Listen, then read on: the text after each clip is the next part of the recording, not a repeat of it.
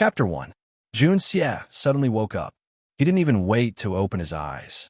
He subconsciously slapped the ground with his right hand and was about to jump up. This was a dangerous place. Life and death were at stake. He couldn't stay here for long. This was his first thought when he woke up. This was the instinct of an excellent killer. His body jumped into the air. Suddenly, his arms went limp. He couldn't support his body weight at all. With a bang, he fell back down heavily. For a moment, Jun Xie was horrified. What was going on? Then, he suddenly realized that there was a soft bed beneath him. Looking around, it turned out that he was in a rather lavishly decorated room. However, it was empty. Other than a square table, there was only him lying on a giant bed. It was really a giant bed. This bed could sleep at least 7 or 8 people, and it didn't even feel crowded. What was going on? Am I not in the middle of a battle? How'd I end up on a bed? Jun Xie's thoughts were still stuck at the time before he fell asleep. Or it should be said, it was temporarily stuck at the last thought of his previous life. Jun Xie was an assassin. He was a particularly excellent gold medal assassin. Since his debut, he had been successful in his 5 years. His success rate was 100%. Therefore, he became the #1 assassin on the list. The name Evil Prince was also ranked at the top of the world's underworld list. He also had another honor of being #1, and that was his bounty, which had firmly occupied the #1 spot on the world's bounty list for 3 years. It wasn't that no one dared to take it, but no one could. No one had the ability to kill this almost legendary miracle assassin. There were many first-class assassins who took this mission. However, they all died, but the Evil Prince was still alive. A tycoon in country Y offered a bounty of $100 million to buy the life of the Evil Prince.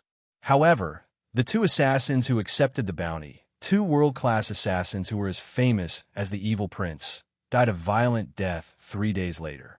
After that, no one was willing to accept the death mission. Everyone stayed away from it. Although the bounty was increased many times, no one dared to take it. No matter how wonderful money was, it was meaningless if there was no life to enjoy it. The name Evil Monarch had become a taboo on the underworld's bounty list, and the name Evil Monarch was a deterrent to the underworld of the various countries. Many people knew who the Evil Prince was, but no one knew what this Evil Prince, the King of Assassins, looked like and what kind of person he was. Jun Xie's character was just like his name. 1 word, evil. 2 words, very evil. These 3 words were extremely evil. He had always acted on his own, never joined hands with anyone, and never had any friends. Moreover, when he accepted a business, not only did he have to look at the buyer, but he also had to pick his target. No matter how much money the client he disliked offered him to kill a defenseless beggar, he would not hesitate to refuse the offer. But when he saw someone who deserved to be killed, he would automatically do it. Then, he would go to the person's opponent's house and ask for a reward. And more often than not, this family had never hired him or even heard of him. Rumor had it that once he killed a human trafficker who was full of evil deeds, but he could not find the victim. Left with no choice, he asked a little girl who had been abducted and sold for a dime coin. He even said with conviction, "I have never done a business without asking for a reward, and I will never be an exception." His character made his master and fellow apprentices, who knew him well, speechless to the extreme. Rumor had it that once he cleared the toilet paper before going to the toilet. When his master went to the toilet, there was no toilet paper left, so he asked him to send some toilet paper over. In the end, he took the opportunity to ask for a service fee of $500,000, and his master gave in. As for why his master gave in, it was because that day he called all his fellow apprentices to the toilet door and even invited a few beautiful women to visit, but he believed that his biggest weakness was that he was too loving. As an assassin, and a top assassin whose hands were stained with blood, this sentence had made countless people scoff at it. But this guy claimed to be loving, and there was some truth to it.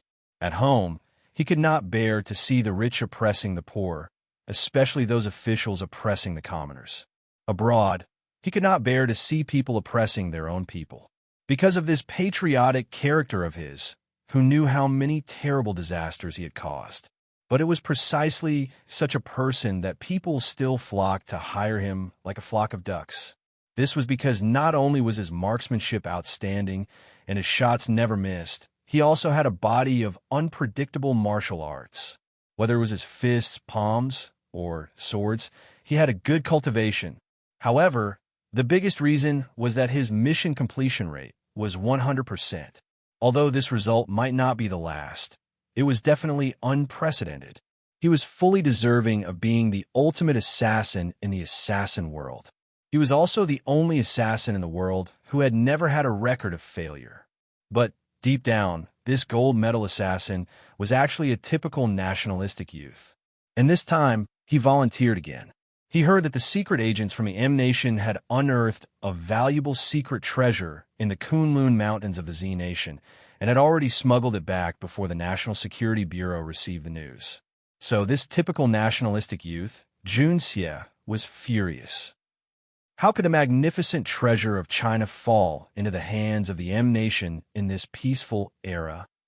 Jun Xie single-handedly killed his way over. He arrogantly challenged nearly 100 secret agents of the M Nation, from assassination to direct confrontation. After killing more than 70 people, he finally managed to snatch the secret treasure. At that time, the secret agents of the M Nation had been scared witless by him. If he wanted to leave, he would definitely be able to do so easily. And Jun Xie had absolute confidence in his heart. But when his hand came into contact with the secret treasure, an exquisite pagoda that was only the size of a palm, an extremely unexpected supernatural event occurred. His injured hand grabbed the small pagoda, and suddenly he felt his whole body go numb. He could not even blink his eyes. He did not notice that the blood flowing out of his wound was constantly flowing into the small pagoda, that very delicate, exquisite, and also very strange little pagoda. In his last memory, he only saw no less than 50 miniature grenades flying toward him, and more than 20 different types of guns spitting out tongues of flame at him. He had the ability and the strength to kill all these people in one fell swoop, but he couldn't move at all. This feeling was driving him crazy. I, Jun Xie, have never had a match in my entire life, and I actually died here in such an unjust manner. But it's not a loss for me. The number of corrupt officials, tyrants, and agents from various countries who died in my hands adds up to more than 1,000. It's worth it. Worth it. Other people go to the underworld with a smile, but I go to hell with a smile. In this life, I live a vigorous life. I live a free and unrestrained life. I have a clear conscience. Although I've killed many people, none of them did not deserve to be killed. Since that's the case, I have no regrets after killing them. So what if I go to hell for this? Kill, kill, kill, kill, kill. Kill, kill, kill, kill, kill. Purge all evil, even if I am a despicable killer. So what? In this long world, who can live as freely as I do? How could he live so happily? Ha!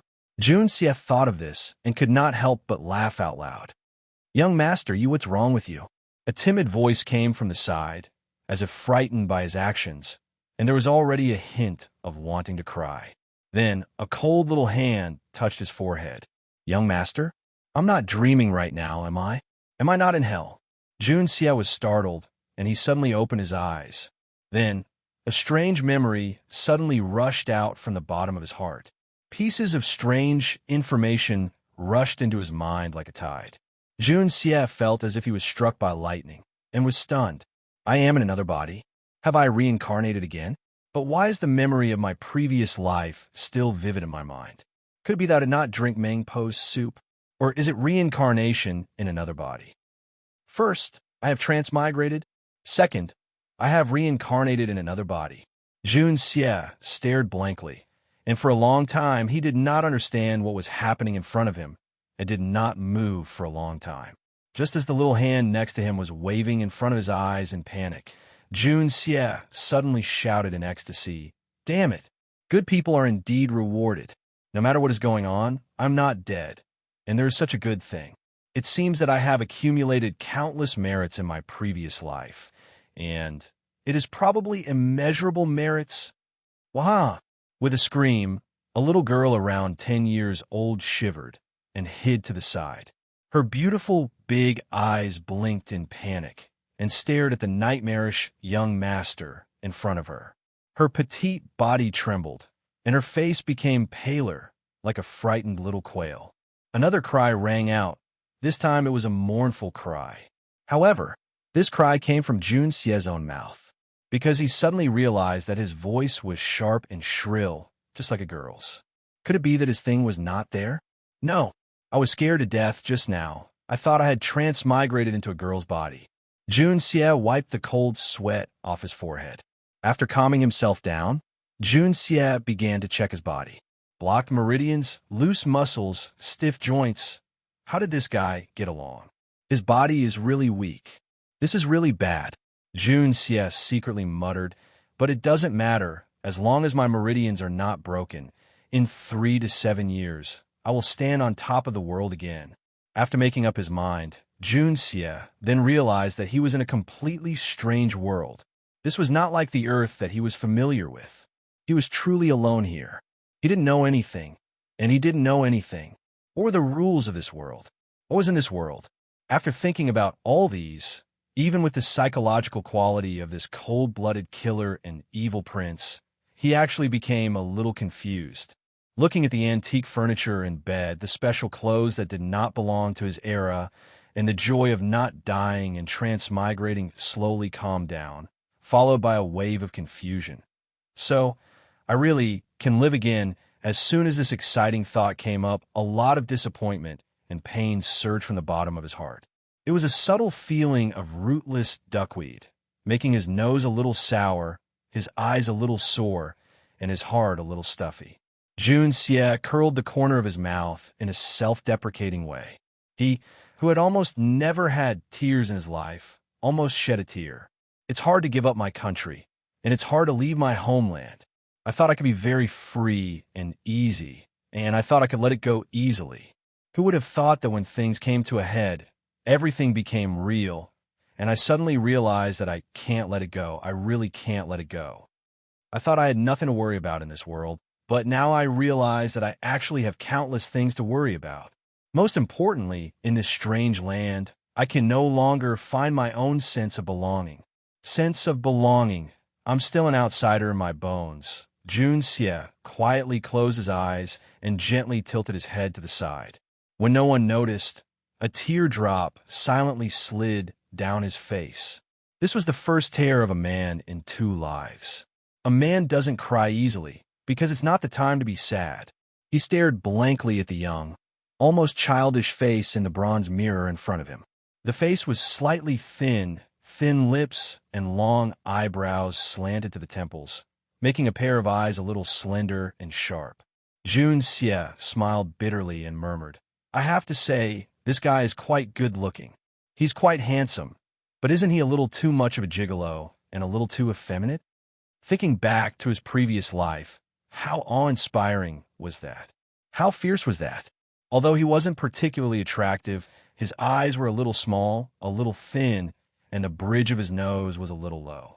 Overall, his image seemed a little too common, but he was a standard man. As for those gigolos, although they also had what a real man had, they just looked down on them. Never would they have thought that after transmigrating, they would end up wearing the body of a standard gigolo, especially when this gigolo was quite pretty. Buddy, did you bring me here? His right hand gently rubbed the small pagoda-shaped pattern on his left wrist. The pagoda-shaped pattern looked like a tattoo. A trace of pride appeared on Junxie's face. Even though I've transmigrated, this thing is still in the hands of the Chinese. I didn't let it fall into the hands of the foreign devils. This pagoda-shaped pattern was exactly the same as the exquisite pagoda that Junxie was desperately fighting for. Although it had turned into a small pattern on his hand, Junxie was very sure that this was that small pagoda. He himself couldn't explain why, but he had this kind of feeling in his heart. It was very real and very mysterious. Looking at the only pattern that could bring him comfort from his previous life, Junxie's heart was in turmoil. He didn't know what kind of feeling it was. However, he had always been calm, so he didn't show anything on his face. He was still indifferent, calm. Suddenly, The small pagoda pattern that he was gently rubbing suddenly emitted a blurry yellow light. Then, Jun Xie suddenly felt his head become heavy. Then, he felt that there seemed to be something extra in his mind, and the pattern on his hand suddenly disappeared. Strange. Shaking his head, Jun Xie was amazed. This thing was really strange. First, it turned from a palm-sized pagoda into a tattoo on his body, and then it disappeared miraculously. Could it be that this thing was actually a legendary treasure of the gods? Young master, the old master invites you over. Just as Jun Xie was about to check if there was something extra in his mind, a voice suddenly rang out. Invites me over? Jun Xie raised his eyebrows. What for? Why should I go over just because the old man asks me to? Does he think I'm his grandson? He swallowed this sentence before he could ask it out. Only then did he remember that it seemed that the old man was really his grandfather, at least the grandfather of this body. I don't know. The little girl looked at him in horror and lowered her head. Her long eyelashes blinked in panic. Her 2 legs were in front and one behind, and her little body slightly turned sideways, as if she was ready to run away at any time. Chapter 2. Jun Moxie, 16 years old, the only direct descendant of the Jun family of the Tianxiang Empire. He was an idle, easygoing, and hated work. He was a super foppish playboy who was just waiting to die. To put it simply, he was a parasite that had no value even if he lived. This was the general information of Jun Xie's new identity. No wonder you were transmigrated by me. My nickname is Jun Xie, but you are Mo Xie. Isn't this a natural contradiction? You are not wrong. In his mind, he briefly recalled Jun Daxiao's past actions. Jun Xie sighed. This kind of scum, if it was in his previous life, he would definitely be a target for me to kill. Of all the people I could have slept with, I ended up in the body of such a trash. It could be said that this was the will of the heavens. People often say that if you kill too many pigs in this life, you will be reborn as a pig in the next life. These words seem to make sense. In his previous life, he had killed many hedonistic young masters. The hedonistic young master's grandfather, Jun Zhantian, was the Grand Duke of the Blood Orchid Kingdom. He was also the most powerful person in the military. His father, Jun Wuhui, was a great general of the empire. He died 10 years ago. His mother died 9 years ago. His 2 older brothers, Jun Mou and Jun Mo Cho, died in a war 3 years ago. There was also an uncle, Jun Wu Yi, who was also seriously injured in a war 10 years ago. Although he survived, he was paralyzed from the waist down. Such a huge family, it could be said that it was full of loyal warriors.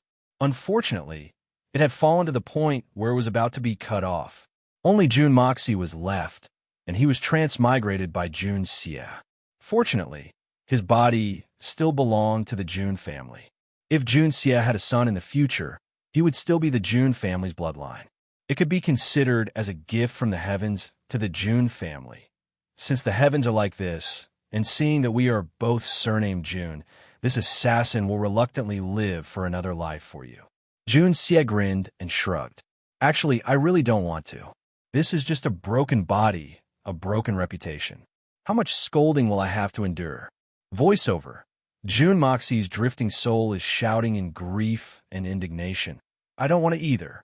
You scoundrel, you're still pretending to be innocent after getting a bargain. Pushing open the door, Jun Xie stepped out.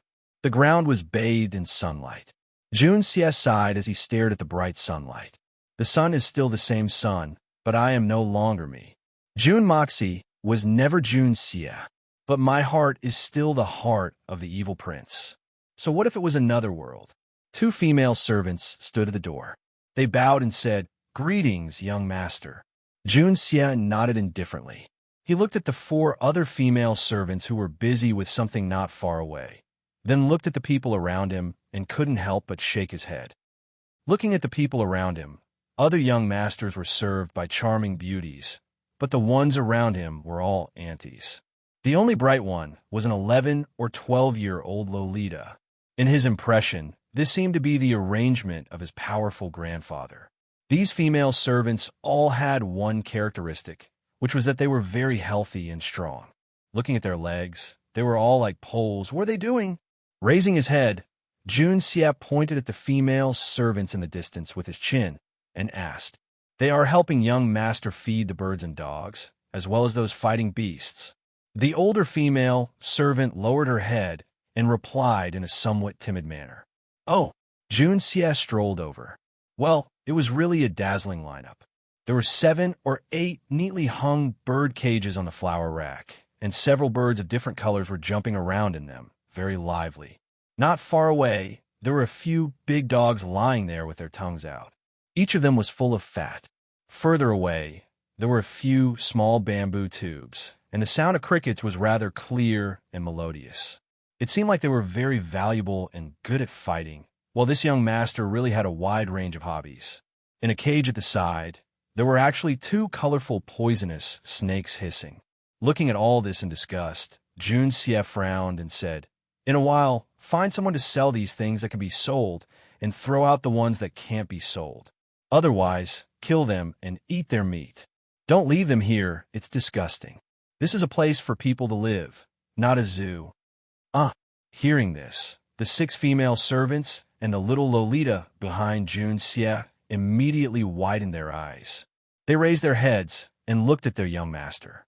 At this moment, the 7 of them had the same thought in their minds. What is wrong with this young master today? These are things that you spend a lot of money to buy, and you have always treated them like treasures. Throw them away today, buy them tomorrow. Don't sell those 2 snakes. Wait for me to come back and stew them. After taking 2 steps, Jun Xie said without turning his head. Everyone was speechless. After passing through a garden, a few pavilions, a playground, and a large fish pond, they walked along a path lined with 2 rows of trees for almost half an hour before arriving at Grandpa Jun's residence. Only then did Jun Xie realize that his residence and Grandpa Jun's residence were located on the south and north sides. If one were to calculate the distance in a straight line, it would be at least 5 to 6 li away. It seems that this family of mine is really big. If I am not mistaken, this should be the capital of this country. Aside from the imperial palace, there are probably only a few families that can own a huge mansion with a radius of tens of mu in the capital. Grandpa Jun was seated behind his desk. Although he was already over 60 years of age, his hair and beard were still black and glossy, giving him the appearance of a man in his 40s. His dignified face was filled with helplessness. Looking at his grandson lazily and weakly entering the room, Grandpa Jun almost couldn't control his temper anymore. Grandpa Jun Tian came from a poor background and became a general at a young age. He moved unhindered throughout the world, causing the enemies of various countries to tremble in fear. Not only was he outstanding in both literature and martial arts, he was also one of the few Tian-Xian level experts in the Tian-Xiang Empire. His character was calm and resolute, and he never showed his emotions. Just from a phrase born from a poor background, becoming a general at a young age, it can be seen that how many children from poor families could reach the position of a general. What's more, becoming a general at a young age. Jun Tian used less than 40 years to go from a lowly commoner to the current Grand Duke of the Blood Orchid District. Although it is said that heroes are created by the times, but looking at the entire history of the continent, there are only a few like this. This experience is enough to be proud of. But when he saw his only surviving grandson, he felt a bellyful of helplessness and resentment towards iron for not becoming steel. Grandpa Jun really could not figure out how his family's bloodline and high-pressure management could give birth to such a vile child. This kid was neither good at literature nor martial arts. Whenever he picked up a book, he would feel dizzy. Whenever he heard about cultivation, he would run away faster than a rabbit. Other people's children and nephews were already talented and famous, or their Xianqi cultivation was already on the right track, at least level 5 or above. But this precious grandson of his had already defeated 5 teachers, and his Xianqi cultivation was only at the pitiful level 3. Such a disappointing thing, but he learned how to indulge in sensual pleasures, eating, drinking, whoring, and gambling without a teacher. He could even be called a genius in these aspects. To think that a hero like him would have such a grandson. Sighing weakly, Grandpa June could not help but think if his son and his other two grandsons were still alive. Thinking of this, he laughed at himself. If they were still alive, would they be able to spoil this only child to this extent? When he received the news of his son Wu Hui's death, he forced himself not to cry, boasting that he was a famous general and a hero. When his two grandsons, Mo Yu and Mo Cho, died on the battlefield, he also held back his sad tears. His son was a hero, and then Wu Hui was crippled for life. Finally, for the first time in his life, he shed tears. But there was still a trace of luck in his heart. He still had a grandson, and the June family's lineage could continue. But now, it seems that the last grandson was a little bastard, a useless bastard. What can I do? I heard that you fell out of bed last night, and you even fainted. Is that so? Jun John Tian asked lightly, putting away the emotions in his heart. Huh? Jun Xie raised his head, feeling somewhat puzzled, but also somewhat relieved. If you were to ask about other things, Jun Xie would have been able to dodge the question by relying on the memories left in his mind. But he did not know about this matter. Furthermore, this matter was also one of the biggest doubts in Jun Xie's heart. When he woke up this morning, he found that there was nothing unusual about this body. Then how did he cross over? At this moment, from Grandpa Jun's question, he vaguely guessed that this guy had fallen out of bed while sleeping and died. What a powerful debauchee, an idol, to fall out of bed while sleeping and die. Jun Xie expressed his heartfelt admiration in his heart. Such an expert really needed to be looked up to. Oh, what huh? Grandpa Jun slammed the table, blowing his beard and glaring at him. Looking at his son's mischievous appearance, he could not help but become angry. Bastard, you didn't even know that you were secretly attacked by someone. If this old man had not taken precautions, you would have already gone to meet the king of hell. Look at you. Can't you be a little more promising? It turns out that the kid was secretly attacked by someone. Jun Xie secretly curled his lips, thinking to himself, your so-called taking precautions is nothing more than this. Under your precautions, that grandson of yours has already been reincarnated. Seeing that he did not speak, Grandpa Jun was somewhat surprised. With this idiot's idiotic temperament, how could he be so quiet? If it was in the past, hearing that someone had secretly attacked him, he would have already jumped up. But now, his expression was indifferent, as if he did not care. Moreover, there was a faint sense of coldness. Am I seeing things? Grandpa Jun found it hard to believe that such a cold attitude would appear on this disappointing grandson of his. Chapter 3. Forget it. Although we are in the same house, you deliberately moved to the southernmost part of the mansion in order to avoid me. Sigh, you will move back here tomorrow. Jun John Tian looked deeply at Jun Xie and said regretfully, no matter how much of a debauchee he was still his grandson. Moreover, he was also the only bloodline of the Jun family. At present, although the external affairs were peaceful, the princes were slowly growing up. It was the time when the internal tides were surging. As the #1 person in the military, he was like a towering tree that everyone wanted to lean on or wait for him to lean on. And it was the best way to frame his only bloodline. If Jun Xie did not move back, he was afraid that such things would continue to happen in the future. I'm living there. It is quite good. There is no need to move. Jun Xie flatly refused. What a joke. He wanted to see what the assassins of this world were like. If he moved back, wouldn't he lose this opportunity?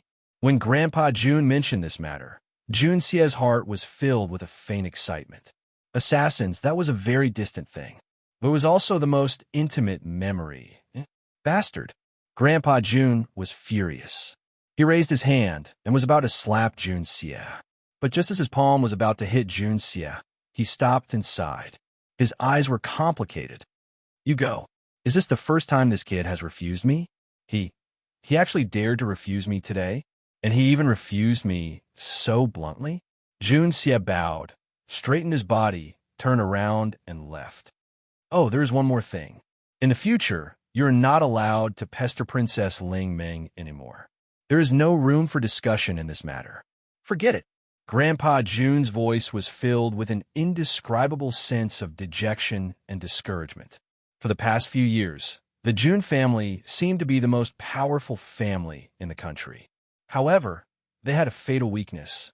They lacked a successor. The only descendant of the third generation was the debauchee Jun Moxie. Although Grandpa Jun looked like a man in his 40s, his mentality was not the same. He had a clear understanding of the ways of the world. He knew that if he were to pass away one day, the Jun family would be erased from this world in a very short amount of time. Judging from Jun Moxie's current situation, this was already an inevitable outcome. In fact, it could even be seen as the final outcome. Thus, Jun Tian had once put on a brave face and proposed to the emperor that Jun Moxie should marry His Majesty's most beloved princess Ling Ming. If this matter were to succeed, then even if he were to die, Jun Xie would still have the protection of his prestige. Moreover, Jun Xie would also be the husband of the princess and a relative of the emperor. As long as he did not overstep his bounds, he would be able to preserve the Jun family's lineage. The princess's husband seemed to be a grand position, but it was actually the most awkward position in the court. As long as the family was not too powerful, they would be afraid of the emperor's son to marry the princess, and the father-in-law would have to kneel to greet their daughter-in-law. Especially with the princess's special permission, the prince's son-in-law was absolutely forbidden from taking concubines. If the princess was eccentric and jealous, it would be very difficult for the family to live a good life. However, for a debauchee like Jun Moxie, this was a great guarantee. At least for the Jun family, this was the best plan. Therefore, Jun Tian proposed this marriage because he had no other choice. His Majesty, the Emperor, naturally understood the feelings of his old comrade in arms. He was tempted by Jun Moxie's words. However, after carefully understanding Jun Moxie's actions, coupled with the fact that Princess Ling Ming would rather die than comply, he finally decided to refuse. Big brother Jun, it is not that I do not want to give you face, but I am also a father. Ling Ming is my most beloved daughter. How can I give my daughter to Sai? His Majesty the Emperor lowered his stance and did not finish his sentence. Jun Tian felt as if he could not catch his breath. As a father? For the sake of his daughter? If this was 10 years ago, when the Jun family was at its peak, even if Moxie was 10 times more debauchee, as long as this old man proposed this marriage, wouldn't you go wild with joy? The fickleness of human nature is like drinking water. This was the resentment in Grandpa Jun's heart. Oh, I understand. Jun Xie stood at the door and said indifferently. There was no surprise or joy in his tone. It was as calm as a bowl of plain water. He then took a step forward. Ever since Grandpa Jun revealed his intentions, Jun Moxie had always considered himself as Princess Raimu's husband. He had been pestering Princess Raimu, causing her to be extremely annoyed. However, when Grandpa Jun saw his grandson's indifferent expression, he was somewhat surprised. Whether Jun Xie was seething with anger, or hysterical, or even a shrew cursing in the streets, Grandpa Jun would not be surprised. However, his indifference was beyond Jun Tian's expectations. How did his temperament change after a fall? Grandpa Jun stroked his beard and looked at Jun Xie's back with a profound gaze. After a long time, Jun Tian clapped his hands and said, "Send a few more experts to protect the young master day and night. Do not let anything happen to him. If there are any who do not open their eyes, kill them on the spot. There is no need to have any misgivings. This kind of thing can only happen once. How can I, Jun Tian, allow you to harm my grandson?" A cold light flashed in Grandpa Jun's eyes. In the empty hall, Grandpa Jun seemed to be talking to the air. However, an indistinct voice suddenly came out of nowhere. "Yes." Jun Xie walked out facing the rising sun. The warm sunlight shone on his slightly pale face as he strolled towards the small courtyard where he lived. Along the way, there was a constant stream of servants bowing to him in fear and trepidation. Jun Xie ignored them all and continued to think about his own matters. No one knew that in the heart of this third young Master Jun, a sentence was echoing. What is an assassin? As the name suggests, an assassin is a hand that kills. A black hand that kills. You must remember this word, black. An assassin has always been illusory. It is faintly discernible and vanishes into nothingness. What is considered a successful assassin? If no one knows that an assassin's hands are stained with blood until the day he dies, then he is a successful assassin. Then, what is considered a qualified super assassin? A qualified assassin is able to conceal himself under any circumstances. When he is with a scholar, he is a literary man. When he is with a painter, he is an artist. When he is with a gangster, he is a scoundrel. When he is with a lady, he is a nobleman, a gentleman. When he is with a pervert, he is a lecher. When he is with a hero, he is a role model. In the desert, he is a lizard. When he is on the prairie, he is the king of wolves. When he is in the mountains, he is the king of beasts, the fierce tiger. When he is floating in the sea, he is the dragon that stirs up the winds and waves. Only in this way can he be a qualified and successful assassin. If he only knows how to kill, at best, he is just a butcher. If he only kills for the sake of his goal, even if he succeeds every time, he can only be considered as an excellent assassin. Killing, that itself is a kind of art. As an assassin, you must never taint the elegance of this art. This was a conversation between Jun Xie and his master in his previous life. As he thought about it, the corners of Jun Xie's mouth revealed a trace of smile. He murmured, "Let me add one more point. Being born in this kind of family, I am just a useless second generation." Suddenly, a cold voice said, "Wrong. You are not a second generation. I am the second generation, and you are the third generation." Chapter 4.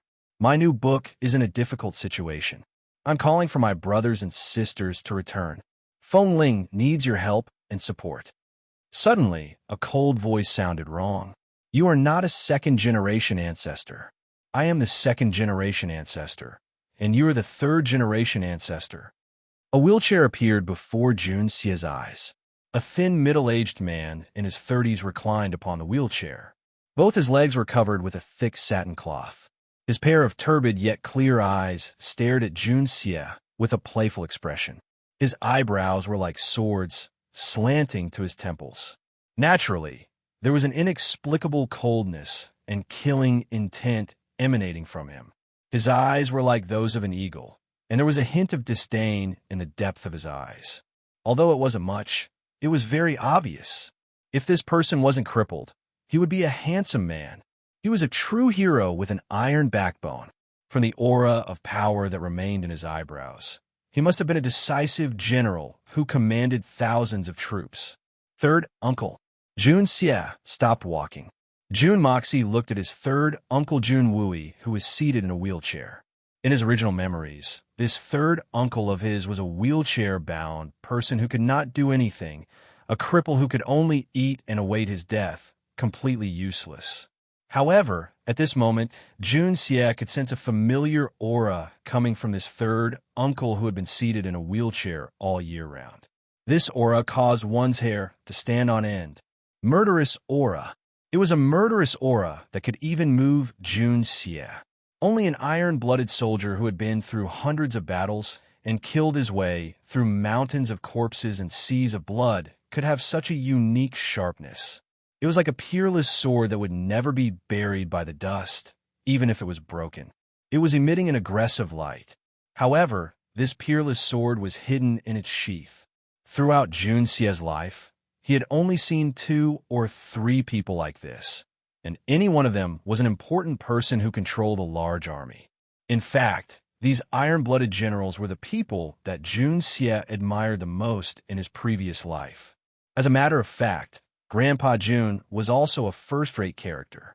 However, as he grew older, his self-cultivation had reached the point of returning to the simple and unadorned state.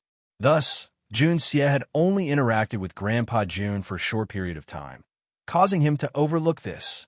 However, Jun Wui had not reached the stage of concealing his strength and biding his time. His whole person was like a sharp sword in a sheath. Although the sharpness was hidden, the awe-inspiring sword aura was still leaking out. Of course, only Jun Xie's eyesight could distinguish it. Ordinary people like Jun Moxie would not be able to distinguish it even if they were beaten to death. Although the peerless treasured sword was lying idle in the case and hanging empty on the wall, the deep roar of a dragon could still be heard in the silent night. This was a kind of bloodthirst in their bones. "It's rare for you to call me third uncle." Jun Wui raised his head and looked at his only nephew with a hint of ridicule in his deep eyes. "Mo Xie, are you interested in becoming a second-generation ancestor?" After saying that, he suddenly sighed and thought to himself, "What's wrong with me today? Why do I have the mood to talk to a pile of mud that can't even support the wall?" Jun Xie looked at him for a long time, but his gaze was focused on his crippled waist and legs. Then he suddenly laughed. "Third uncle, you must be joking. You are a genuine second-generation ancestor. At best, I'm only a third-generation ancestor. This nephew is already very satisfied with being a peaceful and happy third-generation ancestor." Why is this kid speaking in such a tone today? Although there is a sting in his words, there is no trace of his usual arrogance and despotism. Jun Xie's answer was out of Jun Wui's expectations. Jun Wui's eyes widened. A sharp glint flashed out from his eyes, like a dazzling bolt of lightning piercing through the hazy night sky. He suddenly laughed and shook his head. He said, "Do you know the difference between a second-generation ancestor and a third-generation ancestor? Oh, aren't they all just eating and waiting to die? Is there a difference?" Jun Xie raised his eyebrows. There was a sting in his words. Seeing the flash of lightning in Jun Wui's eyes, Jun Xie felt that such an iron-blooded man would be a great regret in the world if he were to be depressed like this. A trace of bitterness and unwillingness flashed in Jun Wui's eyes, but quickly disappeared. His clean right hand touched his crippled leg. He raised his head and said, "This is nonsense. How is there no difference? The difference between the two is as far as the sky and the earth. A second-generation ancestor is someone whose father's generation has conquered the world, and a younger generation can just sit back and enjoy the fruits of their labor. There is no difficulty at all. As long as one has a mouth that knows how to eat, he will definitely not die. At the very least, he can enjoy a lifetime of glory and wealth. However, the so-called third-generation ancestor is different." He looked into Jun Xie's eyes and laughed. He retorted, "The so-called third-generation ancestor does not necessarily refer to the third generation. It is the third-generation successor. In other words, the grandfather's generation has conquered the world, but there is a gap in the father's generation. This is what it means to be a third-generation ancestor. If your father is still alive, then you and I should both be second-generation ancestors. It is just that I am counting from your grandfather's generation, and you are counting from your father's generation. There is only a difference here. But your grandfather is old now. So even if you have the heart to be a third-generation ancestor, I am afraid you will not be able to be a third-generation ancestor for long. Above you, beside your grandfather, there is no other big tree for you to rely on. So I am afraid your future as a third-generation ancestor will be very difficult. If you want to be a qualified third-generation ancestor, you must have some ability and scheming. So this second-generation ancestor is luckier than you, a third-generation ancestor." Jun Wui said this to counter Jun Xie's words of eating and waiting for death. But as he spoke, he could not help but feel a sense of desolation in his heart. Is this the end of the great Jun family? The Jun family that was once at its peak, and the other countries did not dare to look at it directly, had now fallen to such a state. His eldest brother and second brother had died in the battlefield, and he was crippled. The only two nephews that he had any hope for were also killed in the battlefield, and not even their bones were left. The Jun family's bloodline was only left with this good-for-nothing Jun Moxie. Suddenly, Jun Wuyi's interest disappeared, and he felt bored to death. In fact, he didn't even wish to speak. Jun Xie was silent. Then he suddenly smiled and said, "Actually, I can also be a second-generation ancestor." How could Jun Xie not understand Jun Wui's words? The reason why he wanted Jun Wui to say these words was because of his next words. Jun Wui coughed twice, and asked with interest and some laziness, "Oh, if third uncle could be a big tree for me and support me with a piece of shade, can I still be a second-generation ancestor?" Jun Xie said with a smile. Jun Wui's eyes flashed with a trace of anger, and he said in a low voice, "Mo Xie, are you mocking your third uncle again?" Jun Xie looked at him and suddenly said, "Can you still feel your legs?" "No." Jun Wui turned his head to the side, and in his heart, he hated this nephew of his more and more. He clearly knew that it was taboo for him to mention his disability, but he mentioned it again and again.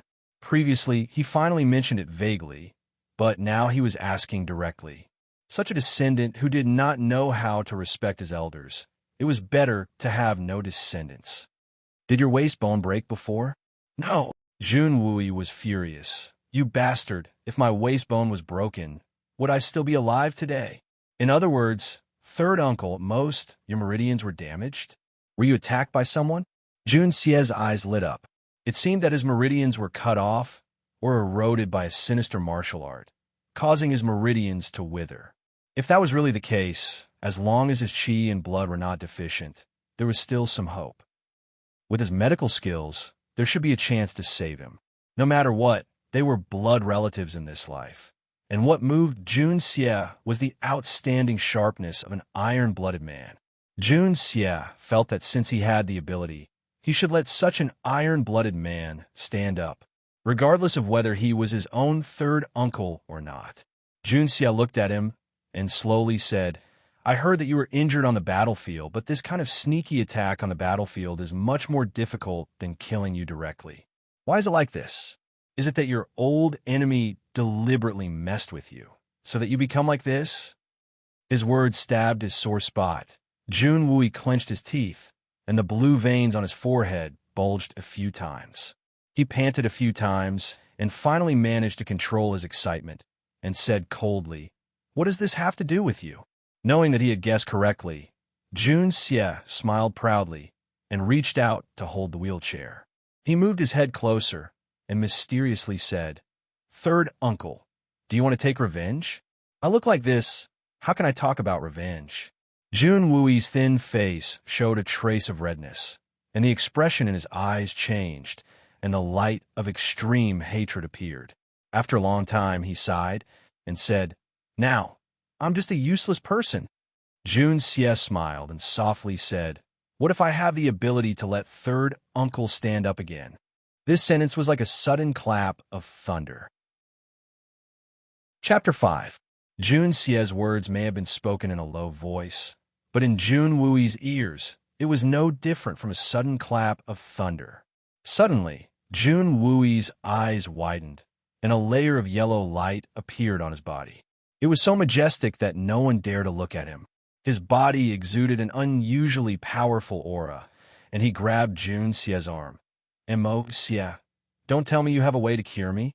It seemed that Jun Wui had been recuperating all these years, and had never stopped practicing his Xianqi. This layer of yellow light indicated that he was already an Earth Xian expert. Although he was only at the primary level, but considering his age, it was already very commendable. How many Earth Xian experts were there in the entire Tianxiang city? Jun Wui was able to rush to the Earth Xian realm at the age of 30 and could be said to be a genius. Not to mention that his lower body's meridians were severely flawed, and if the flaw was not there, then his strength was bound to enter a higher and more profound level. Jun Xie's arm made a ka-ka sound as it was almost torn apart by Jun Wui's powerful grip, but his face was indifferent, as if it wasn't his own flesh, and he didn't feel the slightest bit of pain. He smiled and said, "There's not much hope, but we can give it a try."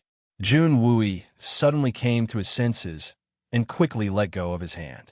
He looked at his own hand, and a puzzled look appeared on his face as he looked at Jun Xie. "You don't feel pain? Why don't you scream?" "It hurts," Jun Xie said indifferently. "Do you think it won't hurt if I scream? If it doesn't hurt, then I'll definitely scream, but unfortunately, I can't." Seeing the indifference on Jun Xie's face, Jun Wui was startled and looked at him deeply. Then he suddenly laughed heartily. "Ha ha! Now I actually believe that you have the ability to cure me. This nephew of mine seems to be different from before. Jun Wui secretly said to himself. What you need to do now is to have someone massage your whole body every morning, noon, and night. It would be best if it's someone with a foundation in martial arts. Massage along your meridians and don't miss a single spot. Then, every night, soak your body in boiling water for 2 hours without interruption. After a period of time, I'll make some preparations and start the treatment. What do you think? Jun Xie smiled.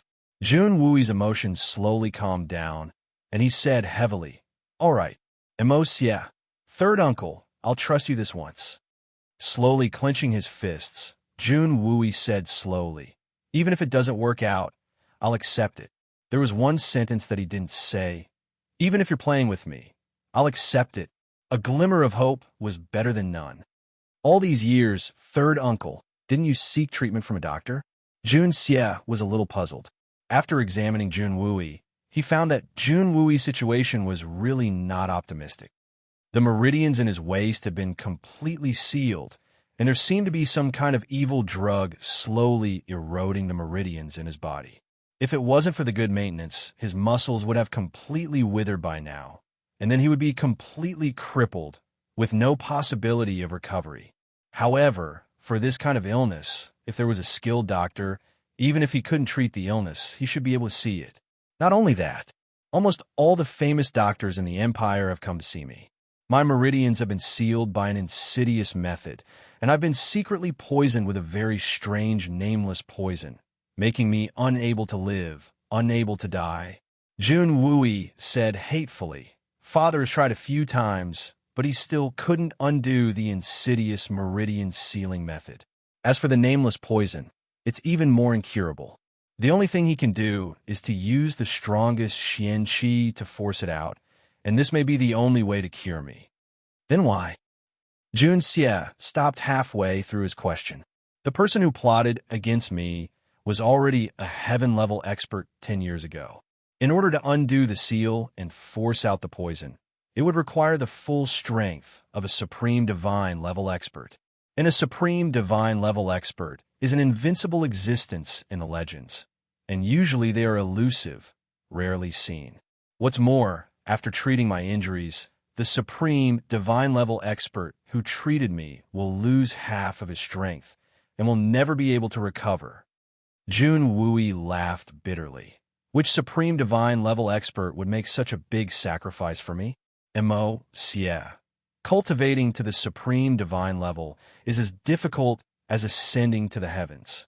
Who would cut off half of their own cultivation for someone else? How ruthless! To let you know that there's hope of treatment, but it's equivalent to no hope. Jun Xie shook his head and sighed. It seems that this person hates you very much. He used such an insidious method to torture you. I'm afraid that his goal is to make you beg for death. She paused for a moment, and then suddenly asked, Is that person an enemy of my Jun family? Mo Xie, you. Where did you learn about the method to treat me? In response to Jun Xie's question, Jun Wui's eyes flashed with pain, and he deliberately avoided mentioning it. He only looked at Jun Xie and looked him up and down. Why do you seem to be a different person today? Third uncle's illness is actually on my mind day and night. Jun Xie broke into a sweat and said, I also accidentally found out about a folk prescription, and it's very effective. I wanted to give it a try. Third uncle, don't say such unorthodox words. To be honest, I hope that third uncle will get better soon, and it's also for my own sake. I hope that under third uncle's protection, I can live a safe and stable life as a second-generation ancestor. I'm just that honest. Ha! Brat! Jun Wui laughed and scolded. Suddenly, his expression became solemn, and he said, Mo Xie, whether or not it succeeds, third uncle will be indebted to you. These words were said in a powerful and resonant voice. Third uncle, just wait for me and let me live as a second-generation ancestor. Jun Xie checked again, and his heart was filled with confidence. As long as I can train back some of the internal energy from my previous life and combine it with my unique acupuncture technique, I could find the other 2 sets of medicinal herbs and use these 3 methods to treat Junwui's injury. The reason why he asked Junwui to use those methods to slowly recover was mostly Junxie's excuse, because up until now, he still did not have the slightest bit of internal energy. On the other hand, piercing with golden needles required the support of exquisite internal energy. Junwui's eyes lit up, and he heard the strong confidence in Junxie's words. He smiled and said, "Emo, Xie, you only have a 3rd grade Xianqi cultivation, and even if you're not much stronger than an ordinary person, you were able to withstand the strength of my grasp. Even your face didn't change. This kind of endurance is not that of an ordinary 2nd-generation ancestor. That grasp just now, even though he did not use his full strength, but how could an ordinary person withstand the grasp of an Earth Xian expert? Even a Gold Xian expert would frown in the face of such an attack." However, Jun Xie, who was obviously only at the 3rd level of Xianqi, was able to withstand it. He did not even use his own Xianqi to resist it. Junwui was well aware of how much pain he had to endure, and he was able to withstand the grasp in a situation where he was defenseless. But his face didn't change at all. This temperament, what a pity. Looking at Jun Xie, Junwui sighed in his heart. It's a pity that Jun Xie is already quite old, and even if he can endure hardships, it's impossible for him to practice high-level Xianqi in this lifetime. Otherwise, with his perseverance, I'm afraid that the Jun family may really produce a powerful expert. Brothers, we're still short of 3 names on the list of new books on the front page. Fongling's requirements are not high. I just hope that Jun Xie can stand on the list of new books today. I hope that the brothers will raise their hands and vote for us, so that our evil monarch can take another step forward. I'm counting on the brothers. Even if it's just 1 vote, Fengling will be grateful. Please. Thank you. Chapter 6. 3rd Uncle. Regarding your illness, especially those who will give you a full-body massage, you must use people you trust. It's best not to let others know about it. If by any chance things go awry, you and I will lose face. After thinking about it, Jun Xie cautiously warned. 3rd Uncle won't tell anyone even if I'm cured. Your 3rd Uncle isn't a fool. You're afraid that it will bring you trouble, right?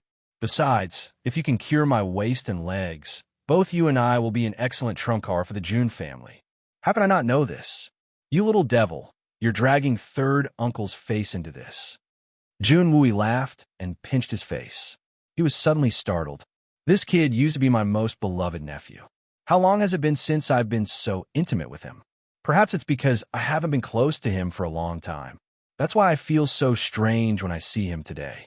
Could it be that he's hiding another face after so many years of being a debauchee? Junwui looked at Jun Xie's back as he turned around and walked away. He couldn't help but feel a faint sense of expectation. He was looking forward to his injury being cured. He was even more looking forward to seeing if his nephew really had another side to him. 3rd Uncle, you're already in Earth Xian, right? Jun Xie asked with a faint smile. Shifty eyes. Junwui chuckled. He felt incomparably carefree and said, I've just entered this realm this year. I haven't stabilized it yet. Modest. Jun Xie curled his lips. What about above Earth Xian? Junwui's face changed as he said, Xianqi is divided into 9 levels. Above the 9 levels are silver, gold, and jade. The levels stop there. Above them are Earth Xian, Tian Xian, and Supreme Shun Xian. From the 1st to the 3rd grade, the appearance of Xianqi is light red, pink, and bright red. From the 4th to the 6th grade, purple, also divided into 3 stages. From the 7th to the 9th grade, black. Emosia, if you go out, you must look carefully. Once you make a mistake, you will suffer greatly. Yes, 3rd Uncle, I understand. Jun Xie smiled calmly. Junwui was in a good mood. He recited slowly. The silver Xian begins, the golden Xian rises, the Yu Xian opens and wills. All under the 9 Xian are ants. The Earth Xian splits, the Tian Xian is empty. The Supreme Shun Xian is invisible. As soon as he enters the 9 heavens, he turns into a dragon. This is the celestial Qi ranking song. Only at the Silver Xian realm could it be considered as the beginning. As for you, Jun Wui looked at Jun Xie. His eyes were very gentle. You have your own path. A man does not necessarily have to kill with his own hands. Jun Xie smiled. I know, I usually do not kill. He added in his heart, I will not kill without paying the price. But there is one condition. Do not provoke me. Right now, Jun Xie was not interested in Xin Qi, so he did not try to understand it. After sending Jun Wui back to his room, Jun Xie slowly walked back, but halfway through, he turned around and went into the library. The reason why he walked into this place was because the previous Jun Sunshao had too little information in his head. Aside from sensual pleasures, eating, drinking, whoring, and gambling, there was basically nothing else in his head. Even if Jun Xie wanted to sort out any useful information, he would not be able to, so he needed to spend some time to sort out everything in his head. At the very least, he needed to clear up the information in this Jun Sunshao's head. Even if there was not much useful information in it, at least he needed to understand everything about the Jun family. After Jun Xie entered the library, he did not come out for an entire day. Master, after young master left your place, he only talked with third master for a while in the courtyard.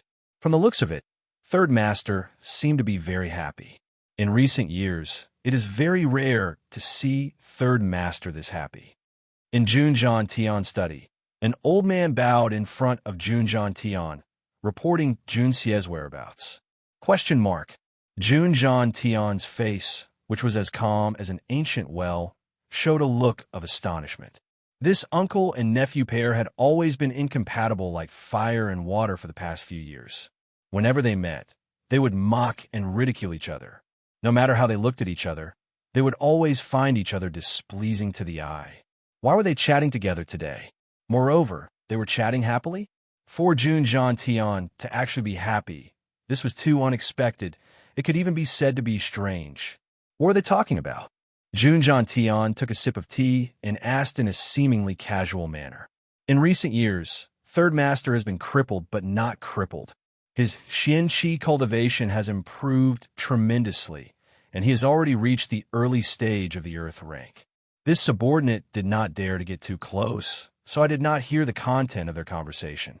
I only saw that Third Master and Young Master were indeed very happy, and seemed to be chatting very congenially. The old man replied respectfully. Congenially? Junjian Tian blew his beard. How is that possible?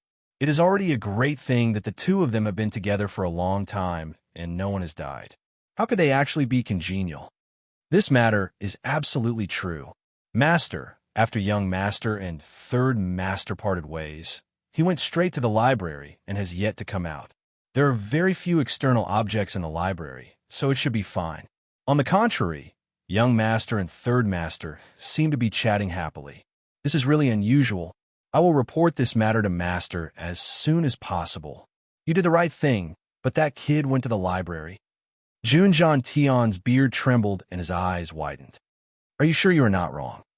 That little bastard Jun Moxie actually went to the library? And not the likes of the Myriad Flower Pavilion or the Drifting Fragrance Pavilion. The old man nodded vigorously. It is the library. That's right, Master.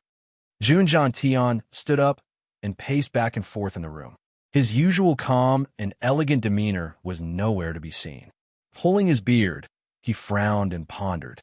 Old Pang, what do you think this guy went to the library for? Suddenly, he was startled.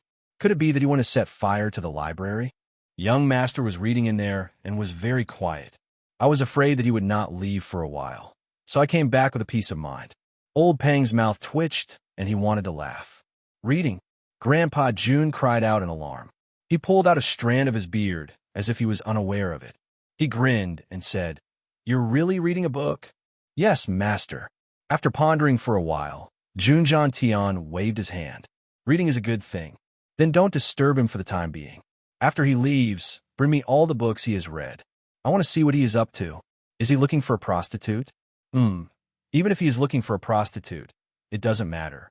The kid has grown up. Looking at those things is not a big deal. Back then, cough cough, Old Pang, forbid anyone to disturb that kid. Yes, Master. Junjan Tian paced around twice and looked up at the sky. His beard curled up as he pondered. If it is not spring, could it be that this kid really woke up and turned over a new leaf? Shaking his head, he let out a long sigh. If that is the case, then this old man will really have to burn incense and pray to the ancestors. When night fell, the housekeeper, old Pang, went to collect the books that Junxia had read. Surprisingly, he came back with dozens of books. Junjan Tian placed one book after another on the table and frowned. Xian Continent's Wind and Clouds, records of the continent's mountains and rivers, list of the most influential people, illustrated records of the exotic flowers and rare herbs, on the continent's war, Xian Art of War. Hiss!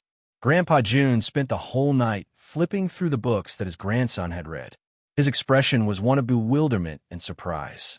He would often sigh and exhale, shake his head and nod his head. It was estimated that half of his life's worth of expressions had been used up in one night.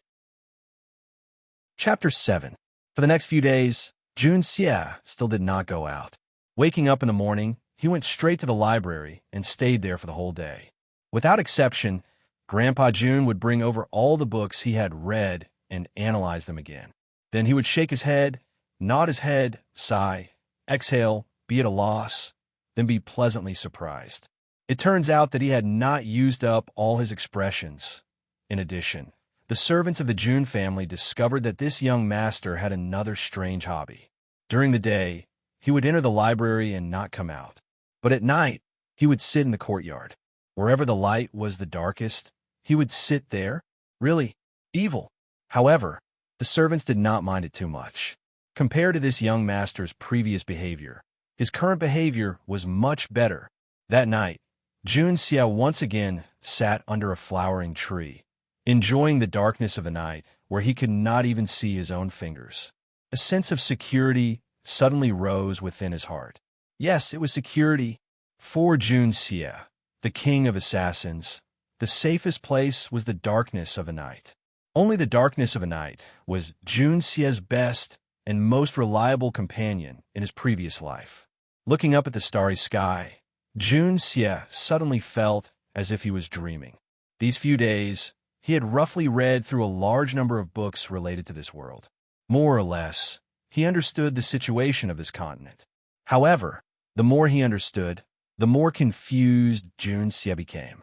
If not for the black and white records, Junxia would have thought that he had transmigrated back to the ancient times of China. It was too similar. The same skin color, the same accent, the similar culture, and the same clothing as the Tang and Song dynasties in China. Junxia groaned and stuck his head between his legs. His two hands hugged the back of his head tightly as he thought in pain. Why? Why is it not some ancient era of China? If that was the case, how many advantages and resources would I have? Even if I did not take the initiative to change the course of history, I could still use this ability to predict the future and avoid calamity. Xian Continent, what kind of place is this? Gold Xian, Yin Xian, Earth Xian, Tian Xian. Xian Qi. Xian your grandpa. Why wasn't it internal martial arts? The only similarity was perhaps the eternal sun and moon, as well as the gentle fog of the dark night. Only these could give Junxia the familiar feeling of being in his homeland of Huaxia. Junxia's face was as cold and hard as a stone. The muscles on his cheeks bulged painfully. He had the urge to point at the heavens and curse. Suddenly, at this moment, due to Junxia's extreme agitation, he suddenly felt an intense headache. Even with Junxia's unimaginable endurance, he suddenly couldn't bear it. He let out a muffled groan and felt lightheaded. Then he suddenly felt the world spinning. In his eyes, the entire world seemed to be spinning violently. Even a misty night seemed to have turned into scattered mist. The entire world suddenly became so illusory and unreal. Junxia panted in pain and clenched his teeth tightly. His lips were already stained with blood, and his eyes were almost bulging out of their sockets. However, he held himself back and did not let himself make a single sound. Coming to this world alone, all the pain should be borne by himself. In this strange place, I can't rely on anyone. I won't rely on anyone. Kill, kill, kill, kill, kill. Use my killer skills to kill a path of blood. Kill the sky, kill the earth. Kill, kill, kill, kill, kill. While Junxie was in a daze, he seemed to feel that a distant light had suddenly appeared in his mind. The light seemed to be far away, but it was slowly approaching. It was getting closer and closer, brighter and brighter, bigger and clearer. Finally, it turned into a colorful pagoda. It spun continuously in his mind, and with every rotation, it shot out a misty, holy white light. Every time it spun, it brought upon Junxie pain that was no less than the 18 hells of reincarnation. His body was already numb, his limbs were already numb, and his consciousness was slowly fading. Only Junxie's pair of eyes had turned blood red. He stared at the sky, stared at the earth, stared at this strange world, and did not blink for even a moment. After an unknown amount of time, a gust of cold wind blew past, and Junxie suddenly felt cold. The night of early autumn was indeed a little cold. Junxie thought to himself. Then he suddenly woke up. I feel cold. That means I have a feeling. Haven't I already? He abruptly stood up. Only then did he realize that his entire body was soaked in cold sweat, soaking through his clothes several times over. His entire body was wet and uncomfortable. Suddenly, he had a strange feeling of being reborn. He woke up in June Moxie's body and inherited this ownerless body. Or it could be said that it was a kind of transmigration soul attachment. Junxie was only Junxie, and after this painful experience, he had truly merged with this body. Junxie had also truly become June Moxie, the true owner of this body. No longer caring about tidying up the mess on his body, the first thing Junxie did was to sit cross-legged, close his eyes, and sink his consciousness into his sea of consciousness, carefully comprehending something.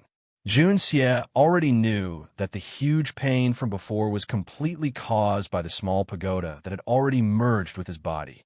Therefore, Junxie concluded that there must be something special about the small pagoda. If it was just a simple merging of the body, there would not be such a painful experience, and there must be more strange things.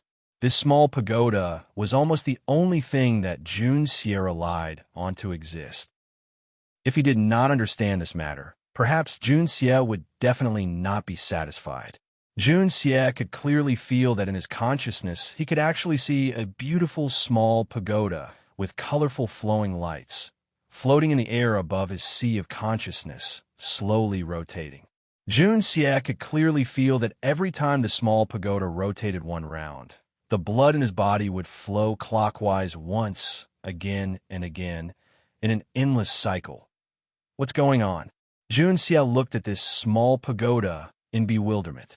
This thing was completely beyond common sense, causing Junxie, a staunch atheist, to sink into a kind of heartfelt bewilderment. I wonder if I could take a closer look at it?